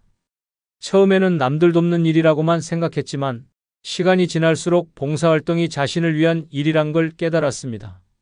무거운 박스를 나르며 땀을 흘리고 반찬을 받는 어르신들의 환한 얼굴을 보면서 그녀는 삶의 의미를 되찾았습니다. 덕분에 하루를 규칙적으로 보내고 사람들과 웃고 대화하는 시간이 늘었습니다. 병원에서는 관절 건강이 오히려 좋아졌다고 했고 그녀 스스로도 몸이 살아나니 마음이 따라온다고 말했습니다. 봉사활동은 그녀에게 단순한 취미가 아니라 인생을 다시 움직이게 한 동력원이었습니다. 적당한 일거리나 봉사활동은 노년을 살아있게 만드는 생명줄입니다. 몸을 움직이면 마음이 움직이고 마음이 살아나면 삶 전체가 달라집니다. 돈을 벌든 봉사를 하든 누군가에게 필요한 존재가 되는 순간 고립과 우울은 사라집니다. 혼자 살아도 웃을 수 있는 노년, 그 비밀은 바로 할 일이 있는 삶입니다. 네 번째 준비할 것은 자식이나 가족과의 적절한 거리입니다. 노년의 가장 위험한 착각은 가족이니까 당연히 내 편일 것이라는 생각입니다. 가족이라도 지나치게 가까우면 갈등이 생기고 지나치게 멀면 서로가 무관심해집니다. 적절한 거리를 두지 않으면 내 노후는 언제든 불쑥 들어온 누군가의 요구와 간섭에 휘둘리게 됩니다. 자식에게 경제적으로 의존하거나 가족 문제에 깊이 끼어드는 순간 내 인생의 중심은 사라지고 그들의 문제에 휘말려 허우적대게 됩니다. 특히 노년에 마음 붙일 곳이 가족뿐이라고 생각하는 사람일수록 갈등이 터지면 그 충격은 몇 배로 커집니다. 경기도 평택에 사는 윤정호 씨는 은퇴 후 아들 부부와 함께 살기 시작했습니다. 처음엔 외롭지 않고 손주와 함께하는 시간이 행복하다고 생각했습니다. 하지만 몇 달 지나지 않아 아들의 생활비 문제, 며느리의 집안일 방식에 불만이 쌓이기 시작했습니다. 사소한 말 한마디에도 서로 날이 서고 식사 자리마저 불편해졌습니다. 결국 윤 씨는 자신이 집주인임에도 불구하고 거실을 피하고 방 안에서 식사하는 날이 많아졌습니다. 더 큰 문제는 경제였습니다. 손주 교육비와 집안 생활비를 대느라 연금이 바닥나자 병원비조차 스스로 감당하기 어려워졌습니다. 가족과 가깝게 지내려던 선택이 결국 외로움과 경제적 파탄을 동시에 불러온 것입니다. 반대로 강릉에 사는 최은영 씨는 은퇴와 동시에 자식과의 거리를 분명히 했습니다. 자녀들이 도움을 요청할 때 무조건 들어주는 대신 본인의 생활비와 건강관리를 최우선으로 두었습니다. 대신 가족 간의 유대는 필요할 때만 깊게, 일상에서는 가볍게 유지했습니다. 주 2회만 손주를 봐주고 나머지 시간은 지역 노인복지관에서 봉사활동을 했습니다. 봉사 현장에서 만난 친구들과의 대화, 음식을 나누는 웃음, 그리고 정말 고맙습니다라는 진심 어린 인사가 그녀의 삶을 채웠습니다. 최 씨는 말합니다. 자식은 사랑하지만 내 삶의 행복은 내가 채워야 합니다. 봉사활동이 나를 살렸어요. 서울 송파구에 사는 김영수 씨는 자녀와 지나치게 가까운 관계가 어떤 파멸을 부르는지 뼈저리게 경험했습니다. 둘째 아들이 사업 실패로 빚더미에 오르자 아버지로서 돕겠다는 생각에 집을 담보로 대출을 받아줬습니다. 하지만 아들은 회생하지 못했고 은행은 경매 절차에 들어갔습니다. 결국 김 씨는 살던 집을 잃고 월세방으로 옮겨야 했습니다. 더 큰 상처는 아들이 그 뒤로 연락을 끊었다는 것입니다. 가족이 전부라고 믿었지만 빚만 남기고 가족은 사라졌습니다. 그는 말합니다. 내가 가족이라는 이유로 스스로 인생을 무너뜨렸습니다. 거리를 뒀다면 이런 일은 없었을 겁니다. 반면 전북 군산에 사는 장성희 씨는 자녀와 거리를 잘 지킨 덕분에 노년이 단단합니다. 결혼한 자녀에게 생활비를 주기보다 본인 명의의 자산과 연금을 지키는 것을 원칙으로 삼았습니다. 대신 가족 모임이나 명절에는 정성을 다하되 그 외의 시간은 자신의 삶을 즐기는 데 썼습니다. 특히 매주 2번씩 참여하는 무료 급식 봉사에서 그녀는 사람들의 고맙습니다라는 말과 따뜻한 미소에 진정한 행복을 느낍니다. 규칙적인 봉사 덕분에 생활 리듬이 생기고 다양한 사람들과 어울리며 마음이 젊어졌습니다. 그녀는 가족은 사랑하고 행복은 봉사에서 찾는다는 확고한 철학을 가지고 있습니다. 가족과 적당한 거리를 두는 건 무정해서가 아니라 오래도록 건강하고 행복하게 함께하기 위해서입니다. 지나친 간섭은 갈등을 만들고 지나친 의존은 내 삶을 무너뜨립니다. 그리고 그 빈자리를 채워주는 가장 좋은 방법이 봉사활동입니다. 봉사는 돈이 아니라 마음을 나누는 일이며 그 과정에서 자신이 아직 필요한 사람이라는 확신을 줍니다. 혼자 살아도 외롭지 않고 가족과의 관계도 건강하게 유지하고 싶다면 거리를 지키고 봉사로 마음을 채우는 것이 최고의 선택입니다. 5번째 준비할 것은 필요할 때 연락할 수 있는 사람입니다. 노년에 진짜 무서운 건 병도 가난도 아닙니다. 급한 순간 전화할 사람이 단 한 명도 없다는 사실입니다. 한밤중에 갑자기 쓰러졌는데 휴대폰 연락처를 뒤져도 이 사람이라면 받을 거야 싶은 번호가 없을 때 그 고립감은 숨을 막히게 합니다. 평소에 함께 밥 먹고 웃는 사람은 많아 보여도 진짜 필요한 순간에 내 손을 잡아줄 사람은 극소수입니다. 그 한 명이 없으면 당신의 노후는 고요한 방 안에서 천천히 무너집니다. 부산에 사는 조성우 씨는 평생 가정을 위해 일하며 정작 자기 인간관계에는 무심했습니다. 은퇴 후엔 친구들도 하나둘 연락이 끊겼고 가족 외엔 아는 사람이 없었습니다. 그러던 어느 날 새벽 갑작스러운 흉통으로 쓰러졌지만 옆에 있던 아내는 이미 몇 년 전 세상을 떠났고 자식들은 멀리 살고 있었습니다. 휴대폰을 잡아도 누구에게 전화를 걸어야 할지 막막했습니다. 결국 그는 기어가듯 119를 눌렀지만 신고 위치를 정확히 설명하지 못해 구조가 늦어졌습니다. 병원에 도착했을 땐 이미 심장 상태가 심각하게 악화돼 있었습니다. 그는 퇴원 후 말했습니다. 그날 깨달았어요. 진짜 필요한 순간 연락할 사람이 없으면 목숨이 위태롭다는 걸. 반대로 전남 순천에 사는 김말순 씨는 봉사활동 덕에 필요할 때 연락할 수 있는 사람을 열어두고 있습니다. 매주 지역 반찬 나눔 봉사에 참여하며 자연스럽게 신뢰관계를 쌓았습니다. 봉사 중 다친 적이 있었는데 함께하던 동료가 바로 병원까지 데려가고 치료 후 집까지 바래다 주었습니다. 평소에 돈 한 푼 오가는 사이가 아니었지만 서로를 챙기며 쌓은 관계가 위기 순간 빛을 발한 것입니다. 김 씨는 말합니다. 봉사활동에서 만난 사람들은 핏줄은 아니어도 급할 때 믿고 부를 수 있는 가족입니다. 봉사로 연결된 인연은 단순한 취미가 아니라 삶을 지켜주는 안전망이었습니다. 서울 노원구에 사는 박종철 씨는 친구가 많다고 자부했습니다. 하지만 대부분은 술자리나 골프 모임에서 만난 가벼운 인연이었습니다. 어느 겨울 욕실에서 미끄러져 발목이 골절됐을 때 그는 한참 동안 바닥에 앉아 휴대폰을 붙잡고 있었습니다. 머릿속에 떠오르는 이름은 많았지만 이 사람은 번거롭다고 거절하겠지라는 생각에 번호를 누르지 못했습니다. 결국 택시를 불러 혼자 응급실로 갔고 깁스를 한 채 버스를 타고 집으로 돌아왔습니다. 그날 이후 그는 사람 사이의 거품이 얼마나 허무한지 깨달았습니다. 급할 때 연락할 수 없는 인연은 없는 것과 같았습니다. 반면 강원도 춘천에 사는 이선자 씨는 봉사활동으로 만든 단단한 관계망 덕에 혼자 살아도 두렵지 않습니다. 경로당 어르신들의 말벗 봉사를 하면서 알게 된 동년배와 후배들이 그녀의 생활을 든든하게 지켜줍니다. 지난해 겨울 독감으로 며칠 동안 집에 못 나온 그녀에게 봉사 모임. 동료가 직접 약과 죽을 사다 주었고 병원 진료까지 동행했습니다. 이선자 씨는 말합니다. 피 한 방울 안 섞였는데 가족보다 더 든든했어요. 봉사로 맺은 인연이 없었다면 그날 난 방에서 홀로 쓰러져 있었을 겁니다. 필요할 때 연락할 수 있는 사람은 하루아침에 생기지 않습니다. 평소에 마음을 나누고 함께 시간을 보내며 신뢰를 쌓아야 합니다. 그 가장 좋은 방법이 봉사활동입니다. 돈이 아니라 마음으로 맺은 인연은 위기에서 빛을 발합니다. 노년에 혼자 살아도 당당하고 안전하게 살고 싶다면 지금 당장 그 한 명, 아니 그 이상을 만들어야 합니다. 그것이 당신을 지켜줄 가장 현실적이고 강력한 무기입니다. 영상 댓글에 여러분들의 다양한 의견을 적어주시기 바랍니다. 아울러 영상이 조금이라도 도움이 되셨다면 멤버십 가입해 주시면 복 받으실 겁니다. 여러분의 노년을 응원합니다. 감사합니다.